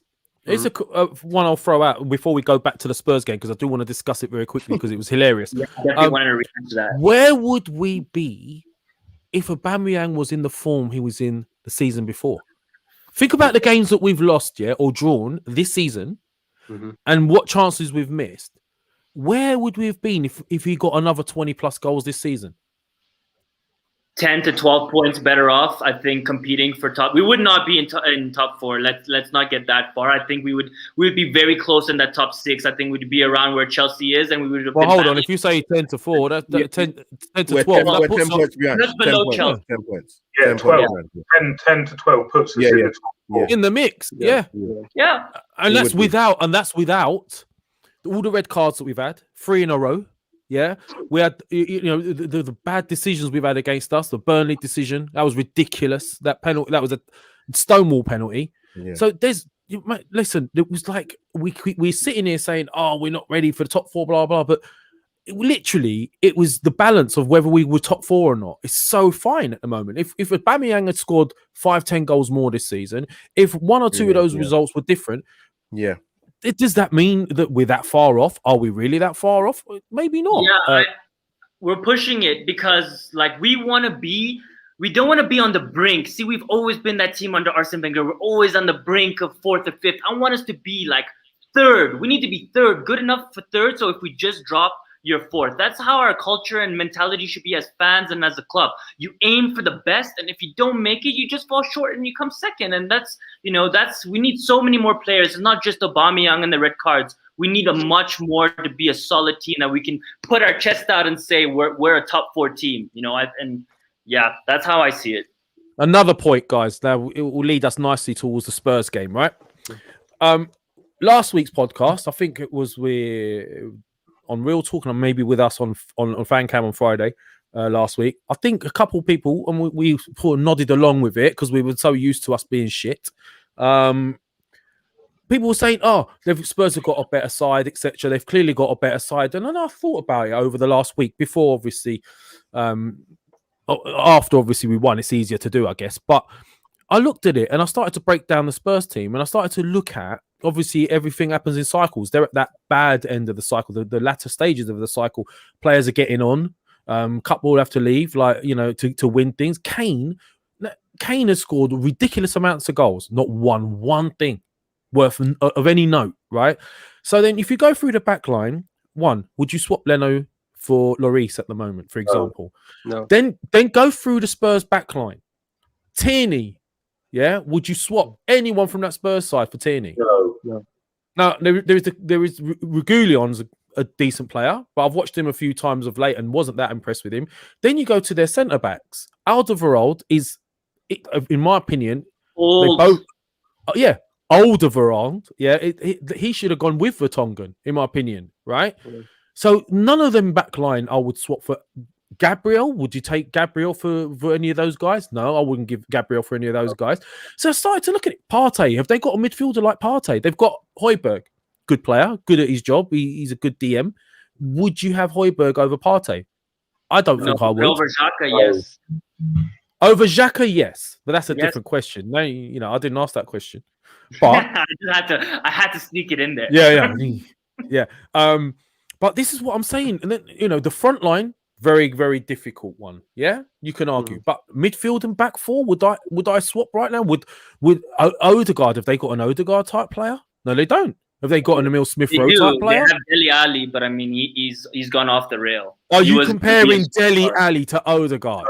No. Come on. No. One lad was 15 phenomenal. in Real Madrid. Come on. Take off your bias hat for 1 second. No, they're just not biased. Dele Alli in his prime. I don't have a hat, so. No, listen. For me, I think he was a great That is player. a fresh shave, bro. I can tell. Looks good. I think he's up there with Odegaard, in my opinion, to be honest. When he was in his prime, not now, of course, you can't compare him now. But I think when he was phenomenal for Tottenham, I think. What do you mean in his prime? How old is Dele Alli? 23. He's similar age, 23. He's 23. Yeah. Dele Alli's not even hit his prime yet. So, he has clearly, because now there's no way he's ever getting back to that level. I think he was a bit of a basic footballer, bro. I think he was a midfielder, box to box. When he's on a goal-scoring form, yes, he looks good. But if he's not scoring, he's not actually bringing anything to the team. He's not technically that gifted. He doesn't control the midfield, doesn't control the ball. I mean, Dele Alli, if he was like a midfielder, like an attacking midfielder, should be more like a Pogba. He's that sort of height. He should be able to command. But he's not, is he? He doesn't do anything. He doesn't command the ball. He doesn't do it. So what is his strengths then? Scoring goals. Is that it? Being a twat. I rate him. I don't rate him, bro. I don't rate him. But this is what I was saying. In my opinion, I don't think there's that many players I would swap outside the front three. There's, you know what? Song I would take probably for Lacazette, or I don't know, someone. Pepe. I'll give him Pepe. At current form, I would probably give Pepe for Son. 100%. You take Harry Kane. Let's be honest. Yeah, you would. Yeah. Who else would you take? Anyone else? And Ndombele, possibly. Yo, Crook just got me laughing with that comment. His strength is doing shitty celebrations with his fingers. Yes, that's it. See, Crook's got it. He's nailed that. Crook's nailed that. Højbjerg is decent. Nailed it. 10 out of 10. Yeah, he's nailed it. So, guys, look, Crook's just cooked. Do you know what? I'm not fucking having that, Crook. Yeah. Oh, yeah. Right. Where's the block? That, man. Where's the block button, bro? Where is it? You little shit, Crook. I was just bigging you up a minute ago. Right. Anyway, the Spurs game. Yeah. So nicely into the Spurs now. We were getting there, and then Rico crashed the party. We ended up going backwards and going back to the start to fit him in. So I did in the Aubameyang. I'm sorry, guys. Yeah, you did, man. You turned up late. Lev has the Manscaped sponsor. Bro, I'm ready for it, man. I'm ready. I've heard about that Manscaped shit. Do you know what the really funny thing is? You see, like, if you watch AFTV, you see the advert when it comes on. Ty is shaving kiwi fruit. The fuck is that? I don't know. I can't believe he accepted to do that. I mean, money. One reason, money. But I love the fact that Ty at the beginning, I'd love to start a show one day with me just shaving some kiwi fruit. I'm glad you said that. I did think that at the time. I thought that's quite odd to be doing that. The only one worse I've seen of that is IFL TV some debt recovery thing where it's like, is your debt keeping you up at night or something like that, but you're not delivering in the bedroom or something like, I don't know, debt KO or something like that is weird. But like shaving kiwi fruit, that's a strange one for me. I know, Lev, if you did that, you'd get that verified tick on. Right, on Twitter, Manscaped should be sponsoring me. That's it. I should have said I did this with Manscaped. Yeah. Do you know they've got a deodorant for your scrotum as well, apparently. Oh my God! What a fresh hell? New times. I could maybe pat my head with it and keep myself. Anyway, I don't know where we're going with this, Bob. So the Spurs game, yeah. So I flipped over. What was the score when we flipped over at the time? Was it 2-0? 2-0. Yeah. Was it 2? Yeah, it was 2-0. Yeah. And we're all like looking at this now, and I've looked at all the other. I said to you guys offline as well. I was watching all the other podcasts, like flipping through all the other ones because I don't do watch alongs. I don't enjoy my game if I do a watch along. To be honest with you, so I was flipping through, watching what everyone's doing. Everyone had the same reaction. I'm hoping I hear yours as well, and everyone in the chat. You're like, oh my God, I'm gonna watch this. What if they lose? That's how we started this. I'm like, can you imagine if they lose?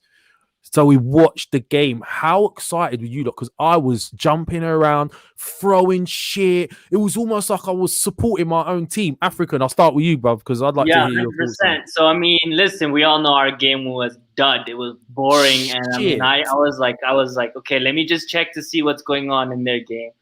Check it out, 1-0, and then I tweet saying, come on, Dynamo, one more, please, just one more goal. And I was just, I mean, I didn't have much hope. I was like, can they score one more goal? And then, obviously they score, and then I check and I see 2-0, and then I'm like, it's happened again. Tottenham Hotspur, it's happened again. And then Lev's like, it hasn't, not yet. And I'm like, I sent him the emoji with the eyes, and then we watched in extra time, of course, and I mean, listen, when that keeper made that save, I was like, I was a fan in the moment. I was a fan. I was like, I couldn't believe it, man. It was incredible. That save was incredible. Harry Kane in the mud.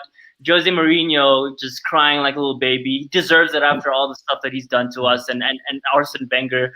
I posted, a picture of Arsene Wenger in a Saudi Arabia, outfits and like giving out money to people and just saying like, this is how Wenger is feeling at the time. But I mean, was so excited. I'm really surprised that it happened because I didn't think it was actually going to happen. I thought Spurs were going to somehow score. But I mean, that save, incredible save. I mean, that goalkeeper needs to be signed immediately during the summer by somebody else. I mean, that elevates his market price, Oh, yeah. What about the guy that scored a hat trick? What was his name? No, for sure, of course. But I mean, for me, it's more the keeper, man, because you don't make that save and that hat trick goes to waste. Because I mean, it's like that Rabona. It doesn't mean anything anymore, right? So, no, phenomenal. I swear, like you guys, you should have seen me. I was on the couch. I literally got off my couch, and I was like, I couldn't believe the save. It was incredible. Oh, do you know that? Do you know those final minutes in the derby when Kane hit the post and then Gabriel cleared it off? It was like that, but it went on for longer. Because like it just kept on going on and on. And this is another thing. Every time you watch an Arsenal game, you get extra time. We get like 2-3 minutes. The minute that 2-3 minutes, whistle goes. Yeah. Every other game I watched, the Spurs game, it went past extra time, kept on going. The Man United game went past extra time, kept on going. Or if they're winning and they need to get through, it stops bang on time. But with us, it always seems to be like if we need a goal, they switch it off quickly the extra time. If we like need to hang on, they'll drag it out a little bit. But sorry guys, carry on.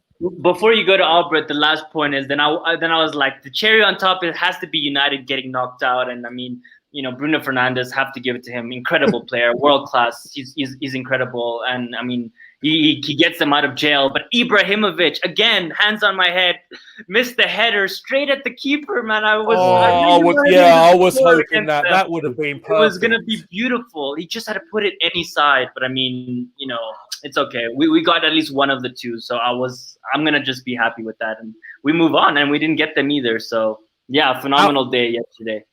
Albert, the scum are out. Mate, if you haven't watched Expressions, all you guys, I'm sure you have. I've seen it. I'm a dad. I caught onto this stuff a bit late in the day. Now, the rest, blood.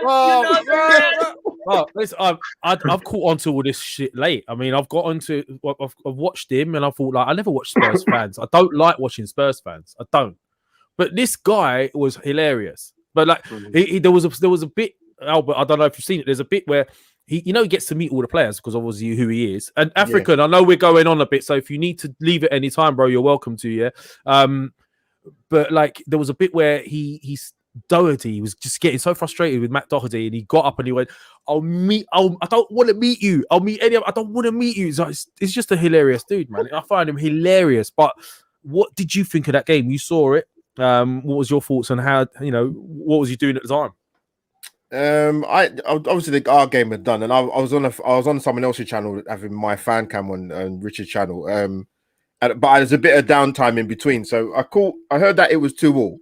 Yeah, and Spurs just looked rattled from what I saw before it went to extra time, and they had chances to score again. They're playing some good football, Zagreb, man. So well, he was through. It was through again, wasn't he? One of them, and they missed. Yeah, it was 1-1 with Lloris. Yeah, and the third goal was unbelievable, man. I mean, what a goal to get the first goal. Yeah, it was a brilliant hat trick, to be honest with you. Yeah, mate. And like African Guna said, man, that bit when obviously there was, there's a few minutes to go, and the goalkeeper pulled off some worldies, man. They did a last-ditch defending. I thought, oh my days. But you know what it is, Levs, right? I know some of the Tottenham fans they were boiling yesterday because they thought, because they're in the Carabao Cup final, they thought, you know what, we might lose. We'll probably lose that to City anyway. But you know what, we still got the Europa League.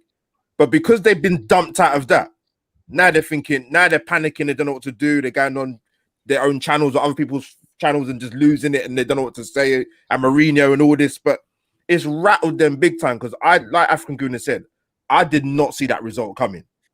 So I thought, all right, 2-1, Tottenham will still get through. Then he went 2-2. I thought, wow, the extra time, and then they deserved it, man. They thoroughly deserved it. Tottenham got what they deserved, and you know what made it even better? Jermaine Genius, man. This guy's commentary. Oh my god, he was after the North London derby, the penalty comments. That's one we didn't talk about actually. Jermaine Genius's penalty comments and how bitter he was, and then he was commentating last night. You couldn't write a better script than that. Yeah. So I was smiling when I saw that result yesterday because I just thought these Tottenham fans, this was the worst. I know losing to us was bad enough because I know they were still sore from that, but to compound it even further. And to lose yesterday and get dumped out the way they did, brilliant, mate. That was one of the best. Like seriously, for football, I was just sat there and I was just watching it non-stop. And like, you know what? The one thing I can always rely on is no matter how bad we are, and we go through it as Arsenal fans, yeah. The one thing Spurs seem to do is outdo us. Like when it comes to calamitous, like things happening to them, it seems like this season they saved it all up. Because like we were having it all season, but it was the little bits throughout the season, just niggling away at us. This one was like all in 1 week. They've lost the North London derby badly. And how much did that affect them? By the way, I'd like to hear Seb. Maybe I'll hear your thoughts on this. Yeah. How much was it down to what we did to them at the North London derby? Because they had been on form before they come and played us. Everyone was talking about Bale and Son and Kane, and they'd found this new. It was all happening. Right? We lose. They lose to us. They go over. What was your thoughts on what happened? Was it anything to do with that? Let me hear what you had to say. Yeah. To be honest with you, I don't know what it was. What it was is maybe that they were complacent, or maybe it was still hangover from that. It was definitely something, but they just seemed to go because I thought they would probably respond. I think we all did, but. Maybe they had that in their mind. Maybe they were just complacent and just thought, "Oh, the job is done." But it just goes to show you it isn't done until it's done in these competitions. Guys, how much of it? Look at Lloris's interview after the game. I was like, "Wow, this is box office, man." Yeah, it's a disgrace, man. But also, guys, and this. Wait a minute, guys. Sorry, African. And what about this? What about this? I heard about that. Wow. Oh man, this was just a gift that kept giving. It was like I got up this morning. I saw it last night. I was looking at it thinking, is someone drunk? Like who's tweeted that? Like they're saying that they won. Like I went to bed, woke up, and my man's on there and he's making an apology and shit. But anyway, sorry, African. No stress. I was gonna say we need to take in consideration that Son is out for them, and I think that is a huge thing. It's like us. Imagine. Tierney out of our team, Partey out of it. It's kind of, I think, even in a bigger scale, because I think Son is even more important to them, and it just disjointed for them. And of course, we don't wish bad upon him, but we know how important he is, and I think that just completely shattered them. They looked disjointed. As Albert said, it it was amazing to see. Like you couldn't recognize the team. You didn't know what you were watching. They couldn't hold the ball. They were clearing the ball, and they're playing Dynamo. You're like, what are these guys doing, man? It was embarrassing, and it was.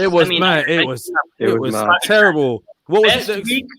Best week for Arsenal fans, worst week for Spurs fans. And as Arsenal fans, we couldn't have asked for anything more. God really blessed us for all the pain that we go through and we've gone through this season. This week, God was like, you know what? I'm gonna bless these Arsenal fans with some happiness, and I'm taking it all, embracing it all. Man, listen, do you know what the funny thing is? Like, it's like you watched it and you couldn't understand how they were just being outplayed. And I think Expression will say there are a bunch of Virgin Media installers, and he also said they probably get taxed more on their jobs than they do for getting, the pay for playing football. So it was crazy watching it, but it just felt like stream upon stream of attacks. Do you think it could have been a bit like us? We were 2 goals up, right? So with Spurs. Do you think it's that you don't know whether you're going to attack, whether you're going to defend? You end up doing neither, where the other team know that they've got to come out. They've got a clear idea of what they need to do. Do you think that played a part? Enrico? Do you know the funny thing is, right? Do you remember? I'm going to quote this guy who's one of my favorite defenders. 2-3 years ago, Tottenham played Juventus, right? And Juventus went through. And Giorgio Chiellini, after the game, said, "This is a history of Spurs." Yeah, that's deep. And the other thing is, which is even funnier, right? Do you know the Dinamo Zagreb managers in prison, right? Yeah. Oh wow. I bet I bet you, right? They always get that 1 call a day, right? I bet you, right? All the Dinamo Zagreb players were around the phone, right? And went on voicemail, and he just said, "Lads, it's only Tottenham." Boom. I saw a few people tweet that as well. That was it just cracked me up when I was watching it. But you know what? I know it's Arsenal Lounge, and I know we're not supposed to talk about Spurs, but you know what?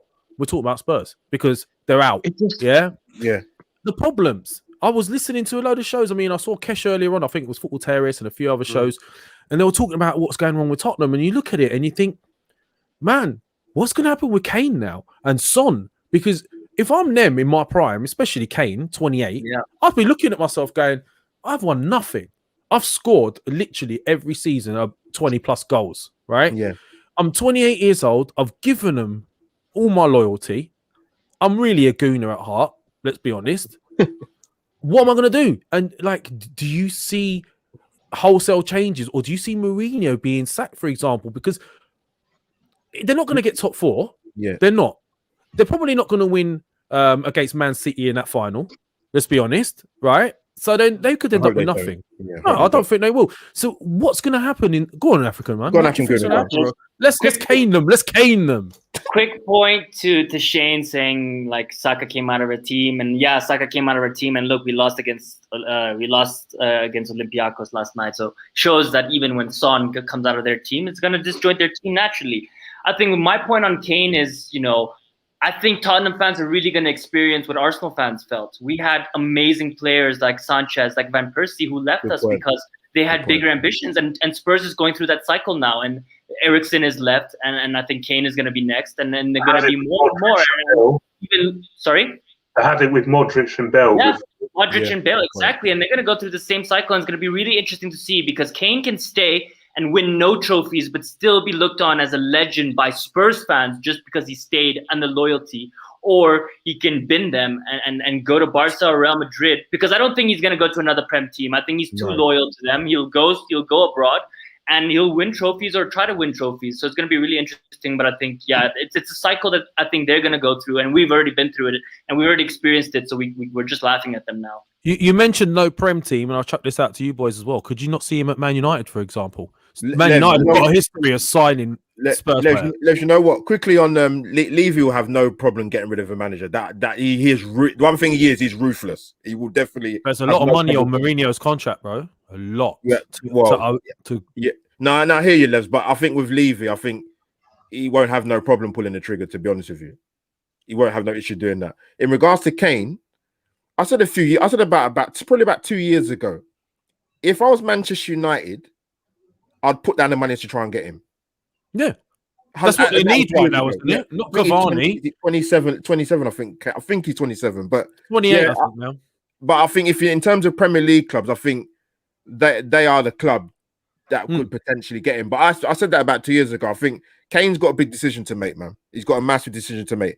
It just depends on him if what is he willing to do to try and make this happen, irrespective of Levy. It's going to be difficult. Levy's a hard guy this guy's a taskmaster, man. He's a hard guy to negotiate with, but it wouldn't be cheap. But I think, yeah, I could see it happening. I think Kane's got a big decision to make, man. Massive. Yeah, guys, Ibrahim Demny, sorry to interrupt me. See, Ibrahim Demny saying if I think if City don't get Haaland, they'll go for Kane.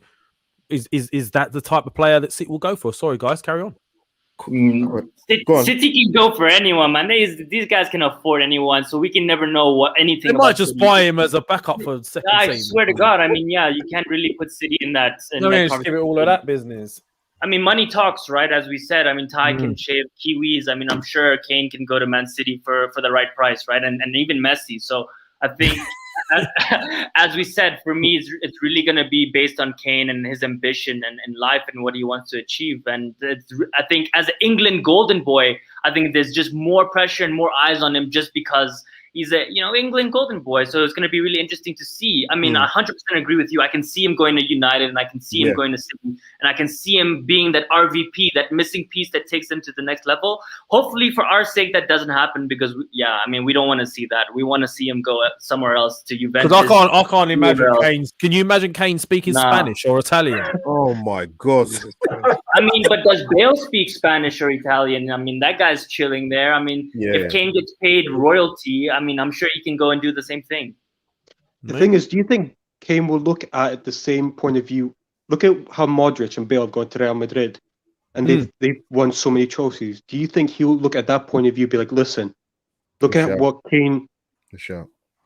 Do you think that could be a possibility, maybe? That he's seen what Modric and Bale have done at Real Madrid, winning La Liga's Champions League. Do you think that's something he wants to do, or do you think he's so... I don't know what the word is, but he's so dedicated. He's got his allegiance towards Spurs, or do you think he'll do that move and go to like Real Madrid? Because he's got to do something, doesn't he, Enrico? Because he's in his prime. He's 27, this 28. The golden generation. Listen, I've followed football for a long time, being a Gooner for a long time. This is probably Spurs' best sort of team I've seen, sort of that last 4 or 5 years. Yeah, 100%. It's coming to an end. And for one moment I was worried, and I'm starting to really believe that what I thought was a mistake from the get-go, letting Pochettino go, was a huge mistake in my opinion. Massive. Like, you got to pay off that Jose Mourinho contract now. I think it's 37 mil. I've heard potentially, right? It's a bad. If you were looking to sell Kane a year or two ago, with the normal market, you would have got a lot of money for him. Yeah, 100%. The second question is, are you going to get that sort of money for him in this market? Are they going to lose? And they got a loan they got to pay back as well, 180 million loan, I think, as well. I think Kane was a £100 million player. I think now you probably get 80 million, and I think Tottenham might take some positives from it and kind of try to replicate the Liverpool model, which saw them win the league and win the Champions League. Sell your best player for crazy amount of cash. He's English. I'm sure you can get close to 80 to 100 million, and then go and sign 4 to 5 players that are going to drastically change your team and become title challengers. Let's not take that away from them. They can make that move. Obviously, we hope they don't. Listen, look at this guy. Mad ramblings of a middle-aged man. That sounds like me. I think this is Keith, actually. If that's you, Keith, let me know. Imagine if we sign Kane. Do you know what? Like, I'm going to be honest. Yeah, if he was available, he'd be perfect for us. Plus, let's be honest, we know where his allegiance really lie. But anyway, carry on, guys.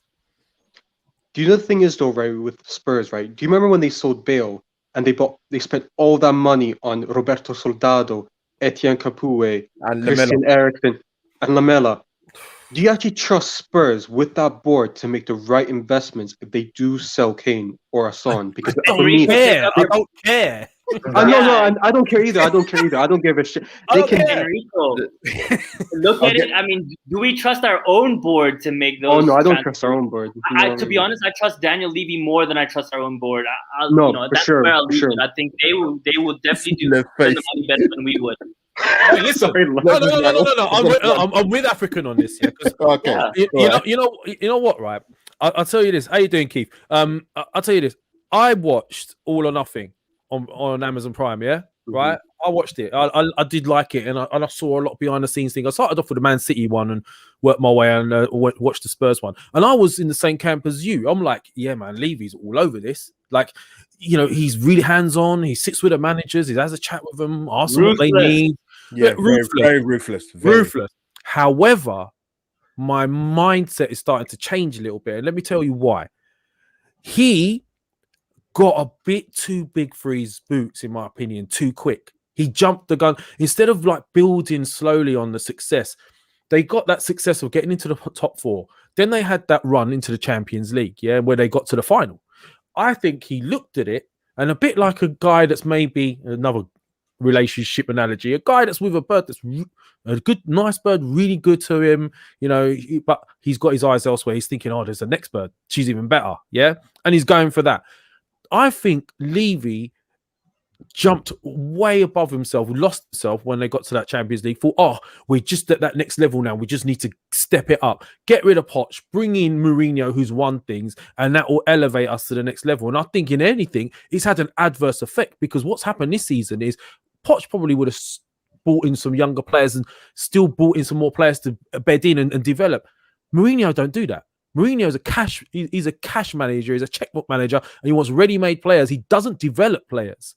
So now that you're having this cycle coming to an end, if the likes of Kane and, you know, and others leave, he's not going to the right type of manager to sit there and rebuild. The decrepit back four, who's old and some bad signings, suddenly it's not looking so rosy. So I'm starting to doubt Levy in my, you know, that's just me. What do you think? We don't care. It's not our problem. We don't care. We're just saying it. We're just saying it so they can hear us say it, right? No, for sure. Well, I mean, they already know their crap. We don't really need to. We've been rubbing in their face for the past how many years, and it's never gonna change. It's always gonna continue. So they can do whatever they want. It's not gonna change anything, and I wouldn't be surprised if we end up on top of them. You know, as usual. At the end of the season, we have a very good chance of doing that. They're flopping hard. I think their morale is down. Their team is in shambles, and we know what happens with Mourinho when things go sour. He's going to start blaming players. He's going to start putting everyone's head on the chopping blocks, and we're just going to laugh and enjoy the show. He waits for this huge bust to come and he throws them all under. When they're doing well, he's like, yeah, you know, they're brilliant. When they're doing bad, he throws them under the bus. He just throws them all under the bus. So, and there's rumors that it's not going so great. A lot of the players aren't getting on with him, etc., and they're going to want to leave. But you know what? As we said before, who cares? They're out. So, sayonara Spurs. It's been a good season for you again to brag about. 1-0. Dare to do what? Anyway, we've got West Ham. That's a big game. Now, for me, this is crucial. We say this every week, but this is crucial. If we win this, it puts us back in the mix. They're 46. I think we're 41, right? If we win this, we go 44, 2 points behind them, right back in the mix. Spurs have got some tough games coming up. They're on 48. We're on 41. Who are? West Ham? Yeah, 48. Are they 48? Yeah. So we're 40. Yeah. So we go 44 if we beat them. Yeah. So what do you see happening? I've watched West Ham quite a few times. I think personally, don't get me wrong, I think they've done really, really well, but I do think they're punching above their weight.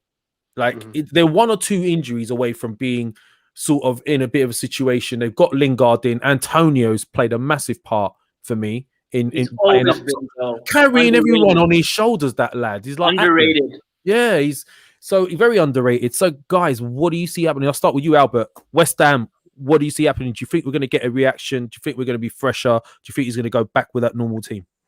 And a prediction, bro.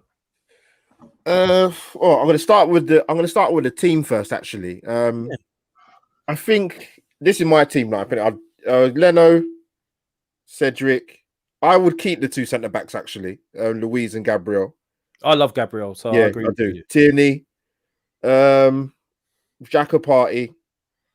I think Pepe will start. Ødegaard, ESR. You think Pepe will start? Yeah. Ooh, big call. Even after his last performance. Yeah. If Saka's not, he'll start. Pepe. I think Saka's still a doubt. Yeah. So that's why I've gone for Pepe, Odegaard, ESR, and you know what? I think Lacazette might get a start. You know, I'd go with he Lacazette. will. I think he will. Yeah, so that's my team, mate. Yeah, West Ham have been really, really good this season. I take your point. They're probably punching a bit, but they've got some good players there, man. Cresswell's been outstanding for them this season. Souček's been different class. Antonio, he's had a good season. Yeah, very, very good season. And most of his goals open. Yeah, he's a beast in the air as well. Bowen started the season well, but he kind of dipped off a little bit. But he's still a dangerous player, and obviously Antonio just he gives them something extra. He's a monster. Yeah, absolutely. He gave Gabriel a few problems at Hybrid. The Emirates. Yeah, you know what? Now you reminded me of that. Yeah, he did. Yeah, we was lucky to beat him in that early start of the season, mate. But it's gonna have to be a tough game, London derby. The record there is it's quite mixed at the West Ham Stadium, isn't it? It's not a great hunting ground, but I think the last few years we've won there. They've got the odd win here and there, but one lost one. Lost one. Right, cool. So no, so yeah, it's tough one. Prediction wise, Levs. Jeez, man. Good defensively, they're quite solid as well. I'm gonna go for a score draw. I'm gonna go for 1-1. Oh man, didn't want to hear that, bro. 1-1. Didn't want to hear that, bro. I was gonna say Desmond, but yeah, 1-1. I think we get a draw. a 2-2. Okay. So Albert is saying 1-1. I pretty much agree with the lineup, so I'm not gonna really go into it from my side. But African, West Ham. Cool. Yeah. I know. By the way, Albert's playing Pepe. How do you feel about that? No, he's right, because we were not going to have a choice. I thought about it as well, and I think it's not an important game, so play him. If he messes up, for me, just gives him a chance to prove himself and build his confidence. Because for me, as I said, Europa is everything for me, and needs to build himself back into that team and displace Saka. That's his only aim. That's all he can do. As a player of the club right now, should be his prime focus. But for me, Albert, I think, and Lev, and Seb and Enrico, Mr. Suave, I think we're going to win this. I think we just have too much quality, man. We're going to play our strongest team. Partey is going to be in there 90 minutes. Xhaka will be in there. And it's okay when Partey is in there with Xhaka. We can get away with it. And I think Odegaard is flying right now. He's just going to continue creating chances. I think what is really important for me and is a test for Arteta, Martinelli has to play. He has to start. There's no excuse. Absolutely no excuse. He has to start on the left wing. Play Lacazette, play Martinelli, play Pepe. I think that's phenomenal. Play Odegaard, play Smith Rowe, and play Odegaard, rest Smith Rowe, and play Xhaka and Partey. And then back four, I would go Cedric, because Bellerin actually was abysmal. I was expecting better from him, but we know how he is. So I would go with Cedric. I think he'll do a good job. I would go with David Luiz and Mari. I would rest Gabriel, and I know that might be a little bit controversial, but let's give him a bit of a rest. We saw he came out of the team for 3-4 weeks, came back in, and he's back to where he was, back to being that phenomenal beast for us. So he clearly is not one of those players that is going to go in and out of form. You can see he's consistent. He's got the skill and the quality, man. You can't take that away from him. And then my boy, my captain, Kieran Tierney. I say it. He's my captain. When I watch the team, he's my captain. And then Leno, of course, going to be in goal. Actually, I'd play Matt Ryan. Why not? Give him a chance. The guy's on loan. Good shout. If we wanna actually sign him and stuff, we need to give him game time, right? And then Lev, keep in mind there's going to be more games and stuff, right? It might just be this one-off game, and then let him play, to be honest. I think he has the quality. It's not like we're playing Alex Runnerson and there's that huge drop in terms of quality. We can get away with it. And that's a strong team to win 2-1 for me. We will concede because we've been conceding. Two things I don't agree with you on. I wouldn't drop Leno, right? And I tell you, because like a crucial stage. I'm saying no, but I wouldn't play Matt Ryan instead. And I wouldn't drop Emil Smith Rowe. Because I think he knows what a London derby is. Man, it's not even and really he's fresh, man. He's fresh, man. He's West Ham, man. Come on. Like, you're playing West Ham. I know it's a London. Come on. We're playing West Ham, and they're above us. They're in good form. But yeah, you're looking at the name. In my opinion, you're looking at the name too much of the club. We should be good enough to beat them, man. They've been having lucky games. they've been doing well. I don't take that away from them, but everyone else has been really poor. So, these random teams somehow have made it up there, right? Like the Aston Villas and stuff. I mean, they have quality, but I don't think they're consistent. And come on, we're Arsenal, man. I'm not having that. I'm not even going to get into it. Wait, I can't keep up with you. 1 minute it's like, we've got to go strong and we can't be messing around. And Pepe could just jog on, he's not good enough. And then the next minute you're like, hey, man, we'll just drop everyone. Listen, the fundamental... Bring in Matt Ryan. Wait. The fundamental core of this team is there. Tierney, Partey, and for me, to be honest, Odegaard. That's the spine of the team. The rest, I don't really care about. It could be fluff. I don't care. As long as my fundamental players are there, I don't care if you mix and match the rest. For me, it has to be the fundamental players, and I think that's strong enough to get us through. And I wouldn't drop Gabriel either. No, I'll keep him. I'll keep him. Yeah, man, he's a beast. Seb, you've heard what's been going on. You've heard what African is saying and Albert is saying. What you got to add to what you've heard, and let's hear what your lineup is and what you predict. Yeah, for this game, I still think we should go strong because don't forget we've got a break after this, so there's going to be no game next week. Good shout, yeah, international break, African. Break, yeah. It's a 6-pointer, to be honest, I think, this game, because we win, we're right back in there. It'll only be 4 points off. If we don't, then it's probably over. So we've still got to make advantage of this because it's still It's still important to finish the season as high as we can. So I pretty much agree with Albert with the teams. That's Leno, Cedric, David Luiz, Gabriel, Tierney, Partey, Xhaka, Pepe, Odegaard, Smith Rowe, and yes, I would actually start Lacazette. Yeah, and I would 100%. He works well every weekend with what's around him. Aubameyang didn't so much the other night. So yeah, I think Aubameyang has to earn his place, and I'll 100%. Go with Lacazette. Go with what's working. And in terms of prediction, it's a bit of a tricky one because it also depends on how much energy is left from the previous week. Maybe did the Spurs game and the Olympiacos game take a loss out of them? I'm not so sure. And plus in these type of derby games against a team like West Ham, when they're properly organised, we do tend to struggle. So I think we can win. So I'll say 2-1 win, but I will not be surprised if it is a 1-1 draw. But I'll go 2-1 Arsenal. 2-1, and see, this is why we got Seb Stato, because like we missed things, and he's right. The international break is it's on point. Seb's on point. Yeah. He knows that the international break. We should have thought of that. Why didn't we think of that? International break gives us the opportunity to.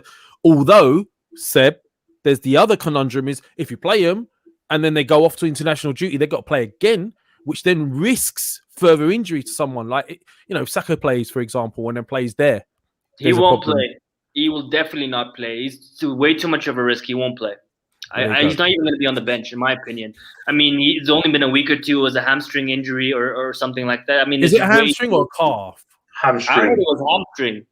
Okay. So I don't think he's going to be risked for this one. International break. That's a good break for us. And then, he should be fit and rearing to go for the Europa League quarterfinals. Well, Martinelli's perfect to if we want to play him wide as well, for example. Enrico. Yeah. Suave. I love the fact that people are calling you Suave now, man. Remember who nicknamed you when all the ladies are chasing you, yeah? What? Carry on. Of course, man. That should be my middle name. In regard with the West Ham game, I think I watched their game against Man U the other week, right? And for me, if you can block the passing lanes of Declan Rice, because with Declan Rice, right, he did takes from the back. He's a really good passer of the ball. He always passes forward. If we can block the passing lanes for Declan Rice, we can win this game. And also in regard with Mikel Antonio, he is so good one-on-one. We can't let him isolate against one of the centre-backs like a Gabriel or David Luiz. So if we can do those things and avoid silly free kicks, because obviously in the air they're really strong with Souček and the centre-backs, I think we can win this game. I would probably go with what African Gunnar said about Martinelli. I think the fact is he came in last night and within 10 minutes, right? Yeah, did so much positivity, and he's got a good record against them because he scored against them last season, didn't he? And so did Pepe. Yeah. And that was a game where we were 1-0 down, then Martinelli scored, then Pepe scored, then Aubameyang scored. For me, I'd go with Martinelli, Pepe, and Lacazette, because Lacazette, not only is he good at holding the ball up, but he would drop in deep to like disrupt like the passing lanes of Declan Rice, and then in midfield, I'd go with Odegaard, Xhaka, Partey, and then at the back would be Tierney, Cedric, Gabby, David Luiz, and Leno in goals. Yeah. So basically, almost my team, apart from Oh, no one wants to put in Right. Pablo Mari. Why? I feel so bad for the guy, man. He was so good, and like No, I he's feel been good, bad. yeah. Like he's so good, and he's not even playing. Welcome And we to don't welcome to rest the hard player. work of football sometimes. You've got to make Well, these tough decisions, bro. You've got to make, as Seb's saying, you've got to make these tough decisions. Yeah, but then we complain when we don't have these players like Maitland-Niles and Reece Nelson and all these guys. We get them out of the team, and then they come back and they're crap, and then we're like, oh, they're crap. Yeah, they haven't been playing consistently. No wonder they're gonna drop form. I mean, I don't know. It's just the point. I'm not upset about it. I'm just, you know what I mean? Like, I just feel bad for the guy because he's been a good servant and he's done well He's for been us. good, And, yeah. That's you know, another thing as well. The Gabriel, the Partey thing, right? We're playing West Ham on the weekend, and Declan Rice is having a good season. It's going to be a tough midfield battle. So I'm kind of happy that Partey's had a bit of a break, and he, you know, because I think he's struggled for full fitness. He hasn't quite got there yet. It's very demanding, the Premier League, and you've seen like he faded a few times towards the latter stages of some games. So I'm glad. Yeah. So I'm hoping that's gonna come over time. I don't think it's a long-term stamina issue. I think it's just a fitness thing. The game is played at a frantic pace in the Prem, and you just got to. Sorry, mate. If I'm right, I think with Partey, Seb, you probably know, he's not going away with Ghana, is he? Apparently. No, he's Right, not. that's good. Yeah, because of the COVID rules. Yeah, but let's be honest, we didn't want him to go. I don't think they would have go this time. Yeah, of course not. That's one time that COVID's worked in our favour. All the African players as well. But yeah, I mean, with regards to my prediction as well, guys, I'm expecting us to win because I tell you why I'm expecting us. Well, you always expect us to win. So it's true. It's true. until we lose, then I'm not. Your own team. But I'm expecting us to win because I think that. Outside, I'm not sure what's happening with Antonio. Is Lingard back? Is he back? Because he's had a decent impact for them, isn't he? But the one area I think for them where they do lack is they don't really have an out-and-out striker, do they? Right? You got Antonio who's doing his thing, but he's a converted striker. He's not really a striker, is he? Yeah. Antonio started at fullback when he first came into the Prem, or right back or something, weren't he? Or he's played in a multitude of positions. Yeah, it's ridiculous where he's played. So he's just an athlete, and he is. But then outside of that, and maybe Lingard, I think where they might lack is that little bit of cutting edge up top. They will cause us a few problems. It's going to be difficult. They don't have to, we have to win more than they do. The onus is on us to go. But I don't know. I just fancy us. So I'm going to say 2-1. And I'm going to, I'm going to go. Yeah, I'm going to go 2-1. There's a couple of questions. Mate, we've been going for ages, so I won't go on any longer. I don't know how it's happened. But let's answer a couple of questions before we go. I did see a couple that were asking us. There was one about Nelson. I don't know. Okay, here's one. Ibrahim Demny. Don't you think that at some point we'll have to rest Tierney? It's going to be tricky. Good shout. We can't. We don't have a choice.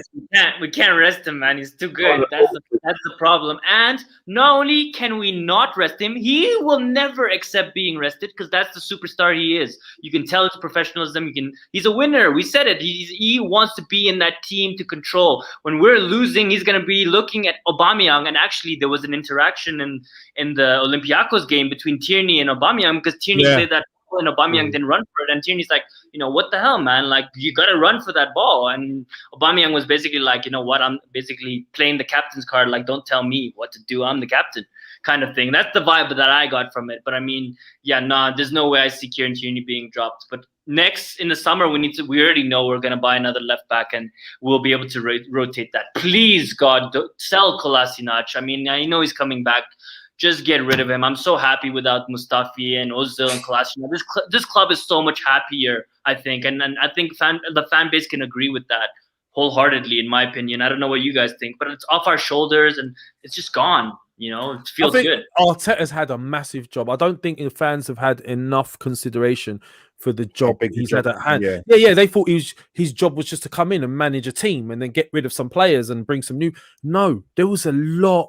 If you go through what that man's had to deal with as a manager, in his short time. It's a baptism of fire.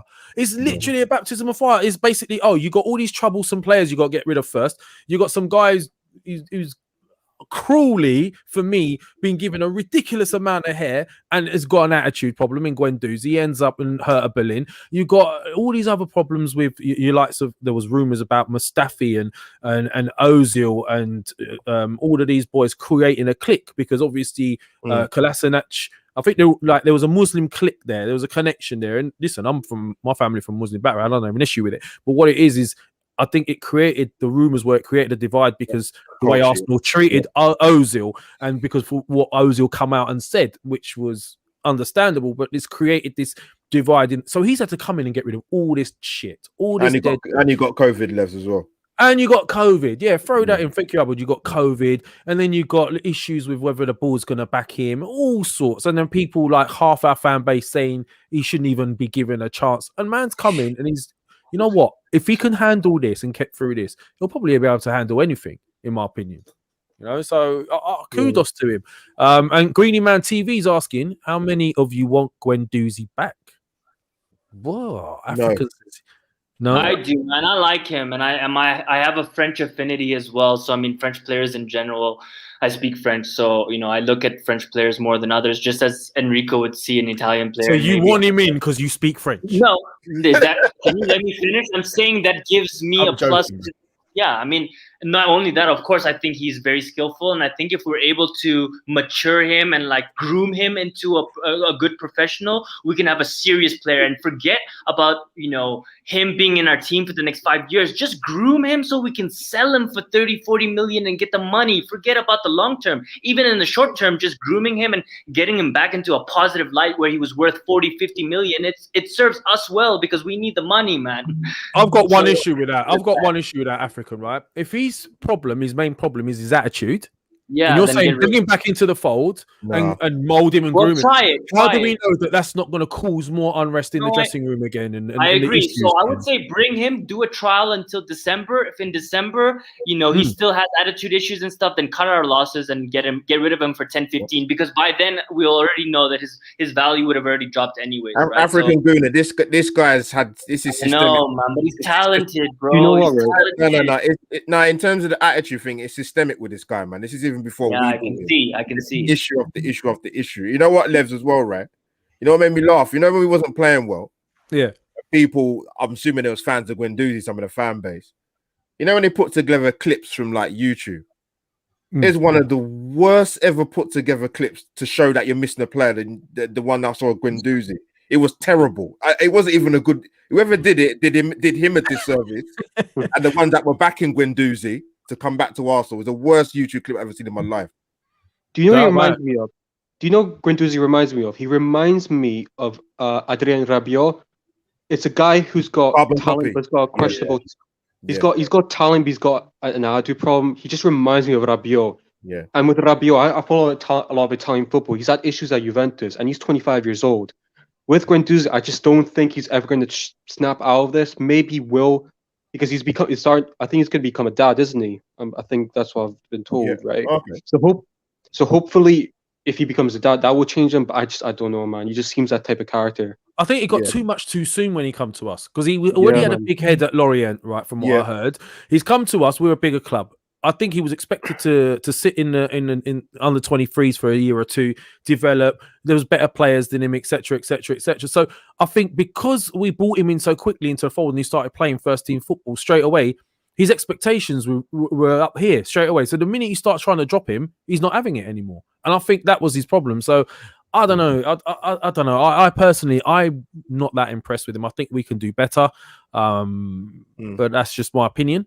But as I said, we've been going for like 2 hours. I think African's lost his charge, or either that, or he's got another electrical power cut. Yeah. If anyone else want to drop anything in before we leave for the weekend.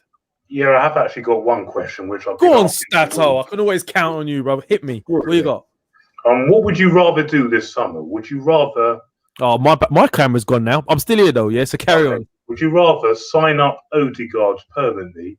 Buy Hossam Aouar or buy Philippe Coutinho? If you had to choose one, what would you rather? So Hossam Aouar Odegaard, or what was the other one? Coutinho. Or Coutinho. No. Do you know what? I'm not sure about Coutinho, to be honest with you. I don't know. I've always been a huge fan of him. He's a good little player, and trust me, over the years, he caused us some damage when he played against us. Don't think Liverpool replaced him, yeah. No, but you know what? It was because they sold him for so much money that it gave him the amount of money to buy the likes of your Van Dijks and all that. So, you know, if they didn't sell him, they probably wouldn't have built the team they've built. So, you know, that's what happens when you've got assets. So no, I wouldn't go Coutinho. I think he's at the latter stages now. He's been through that. I would look to keep Odegaard definitely, and getting another fresh younger. I think getting that younger player in that we can mold and who's got a ceiling, a sell-on value in the future. If Huassimore becomes a player everyone thinks at 28, 29, you could maybe sell him abroad and cash in on him. So I like the way we're going. I would like to keep it where we're going. I would get rid of your Ceballos. Keep Odegaard. I was going to get rid, and get rid of UEL Neni maybe, and get a Basuma in, and just get like for likes, better like for likes. That's what I would do, bro. Anyone else want to answer that? Go on, Enrico. Go ahead. No, go ahead, man. No, all I'll say to that is, it's for me. That's an easy. It'd be Odegaard, but I'll be greedy, Seb. I want Basuma with Odegaard, mate. Oh yeah, it'd be beautiful. Absolutely beautiful. Yeah, that'd be great. 100% on that one.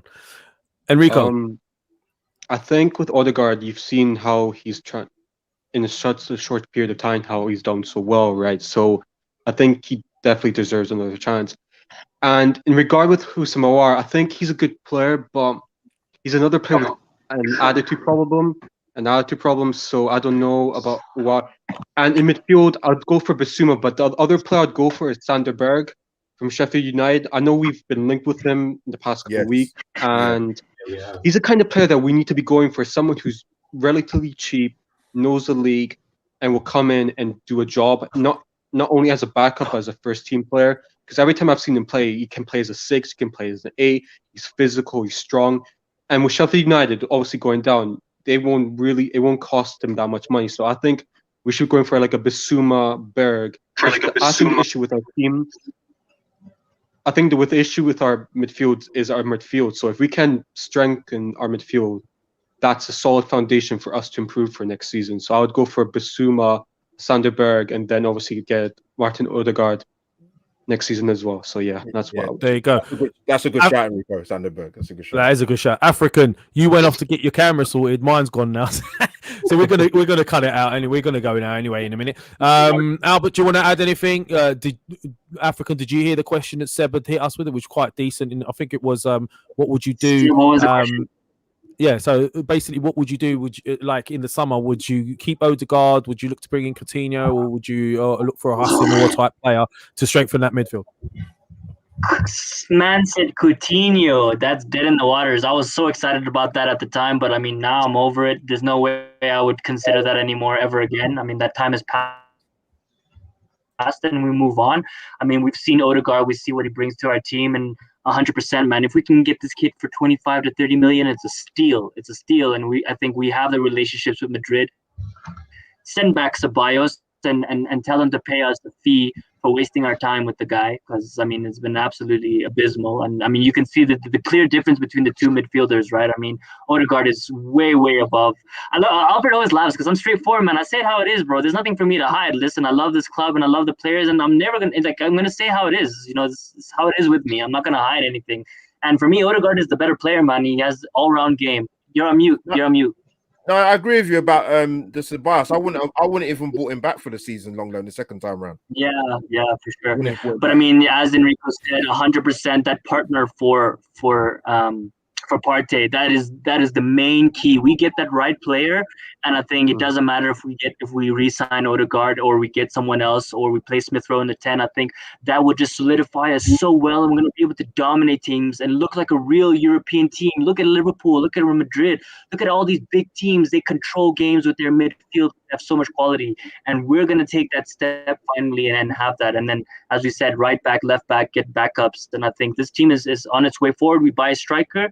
You know, we're 3-4 world-class players away from having a serious team next season. And I wanted to just close off by saying, you know, I'm really happy and I'm really excited. I mean, I'm thankful that as Arsenal fans, we actually have something to hope for this season. It was very dismal. I think 2 months ago we were very negative, and I think now I'm just happy that in the pandemic I have something to smile about, and something that Arsenal is giving me some hope, and we have a real chance of winning the Europa League this season. I really think this is the best chance we're going to have.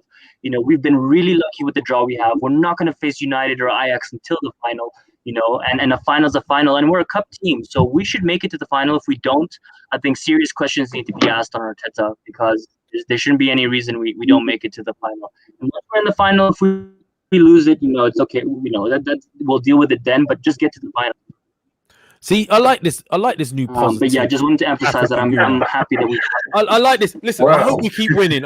We keep winning. Yeah. Because this positive African Guna is next level. But then, guys, tune in, stick with us, yeah, because it's a bumpy ride. Because if it all goes wrong, you can see African Guna crash in the coming weeks.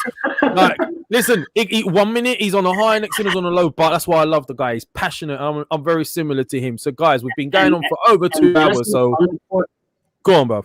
On that point, Lev, this is exactly what Lee Judges says, right? As fans, we're so passionate. We love our club. You have the right to change your opinion. This team is a roller coaster. Yes. We know it, and our emotions are going to be a roller coaster. And true fans are always not going to have an agenda. We're going to say it how it is. If Pepe plays well, dude, I'm going to love the guy. I'm going to say that he played well. I don't have an issue with that, but he needs to prove himself.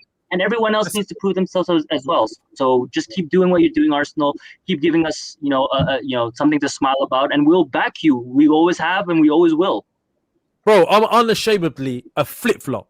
Put your hands up and just say you're a flip-flop. It's all right to be a flip-flop, guys. If you want to be a flip-flop, you can be a flip-flop. That's the message here from Arsenal Lounge today. We've been going on and rambling for the last 2 hours and 5 minutes. I don't know how we've done it. Guys, I'm really, really happy that you've been here, though. I've really enjoyed this. I like this team, by the way. So you guys are welcome every Friday. I like this little team setup we got here. If you want to talk about anything, let me know. We'll bring it up next week. Hopefully, we got some nice, juicy new material to discuss next Friday. Anyone else want to say any final words before we go? No, follow Albert JTV. Follow Albert JTV. Yeah, follow him. He's got good content. He talks about Arsenal. We are the Arsenal family. We don't care. So make sure you follow our Albert JTV. You see him everywhere, bro. You want to add anything else? No. Sorry, go on, mate. Sorry. Go on, bro. No, go on. No, I appreciate the plug, Lev. Yeah, as Lev said, come and find me, Albert JTV. Subscribe to the channel, people. That's it. Seb, Stato, again, brilliant today. It's been a pleasure having you, keeping us on track every time we come off track. Anything you'd like to add? Final words? No, just come on, you Reds. Where I basically am, I'm on Instagram, Talk Arsenal FC. I do an Arsenal page. Oh, I didn't know that. Yeah, I post all things Arsenal every day. Talk Arsenal FC. Yeah, give it a follow. Why are we not seeing this stuff? Let us know so we can subscribe and follow. Yeah, we need to be seeing this stuff. I could maybe click. Yeah. Oh, Insta. Yeah. Well, I'll have to get onto that. So, guys, follow him on Insta. Suave. Final words from you? Man. Not much, bro. If you guys want to find me on Twitter, I'm on Enrico Matis. So just Enrico Matis, and then just hopefully we can get a good result against West Ham, and then obviously the dreaded international break, which is just awful. I just hate it. And if you want to hear the bane of my life, man, it's the bane of my life. Cool pronunciations of players as well, Enrico. If you want to hear something, if he says we say Rabiot, he'll say Rabiot. You know what I mean? That's how it goes. It's my time, bro. That's my time. He rolls like that. So that's it. If you want to see this kind of stuff again, tune in next Friday. Albert hopefully here, Seb, Enrico, African. Any nice positive words from African? Look at him. The sun's shining through his windows and he's got rays on him and shit. How is he doing this? Like, what lights? It's literally like he is in heaven right now. Look at him. Man. Last week he had no electricity. Today he's running on solar. Look at him. When they give you results to celebrate. No, I mean my closing remarks is just I know I'm hard on Pepe and I'm hard on some players, but I have very high expectations, and I think fans have reduced their expectations. You spent 72 million club record signing. I'm sorry, I'm expecting much more. We can't afford to make those types of signings. It's 1 in 10 years for us, and when we do make that 1 in 10 years, you want it to be a banger, and unfortunately for me, not the case. But as I said, I'll give him 2 more games. So Pepe, you got to show up in the next 2 games, and then also, I mean, it was been an absolute pleasure. I mean, to speak about Arsenal for 2 hours and 10 minutes with Albert, Sebastian, Enrico, and Lev. I mean, it's been phenomenal. I always big up the panel, man. Big up the panel. I'm the little black Big up box in the that corner, one, boys. I'm the little black box in the corner. If you don't recognize me, and that's me. and then just to close, I mean, our Arsenal Lounge closing on 10K subscribers. So I wanted to personally thank Lev and Shaheen for always their hard work, always trying to make this channel great and allowing people like us to come on and have our voice and be free to chat about it and be flip-flops or say it how it is or say whatever we want. Say it how it is, man. Thank you. So just Flipping, appreciate that. And flopping everywhere. Subscribe and like the video. That's great. it. Subscribe, like. Guys, yeah. Oh yeah, the Kevin Campbell one was great. If you haven't seen it already, please do give it a watch. Yeah, it was great. And also we've got him coming back at the end of the month as well. He's asked to come back, man. He requested it. I was like, Kev, come on, man. I'm busy, but he's like, no, come on, Lev, you got to let me on. I'm like, all right.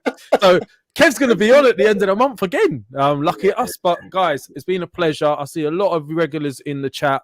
Hopefully we'll build this family over the next few months. I know I've been a bit slack over the last couple of weeks, so we're looking to really build this.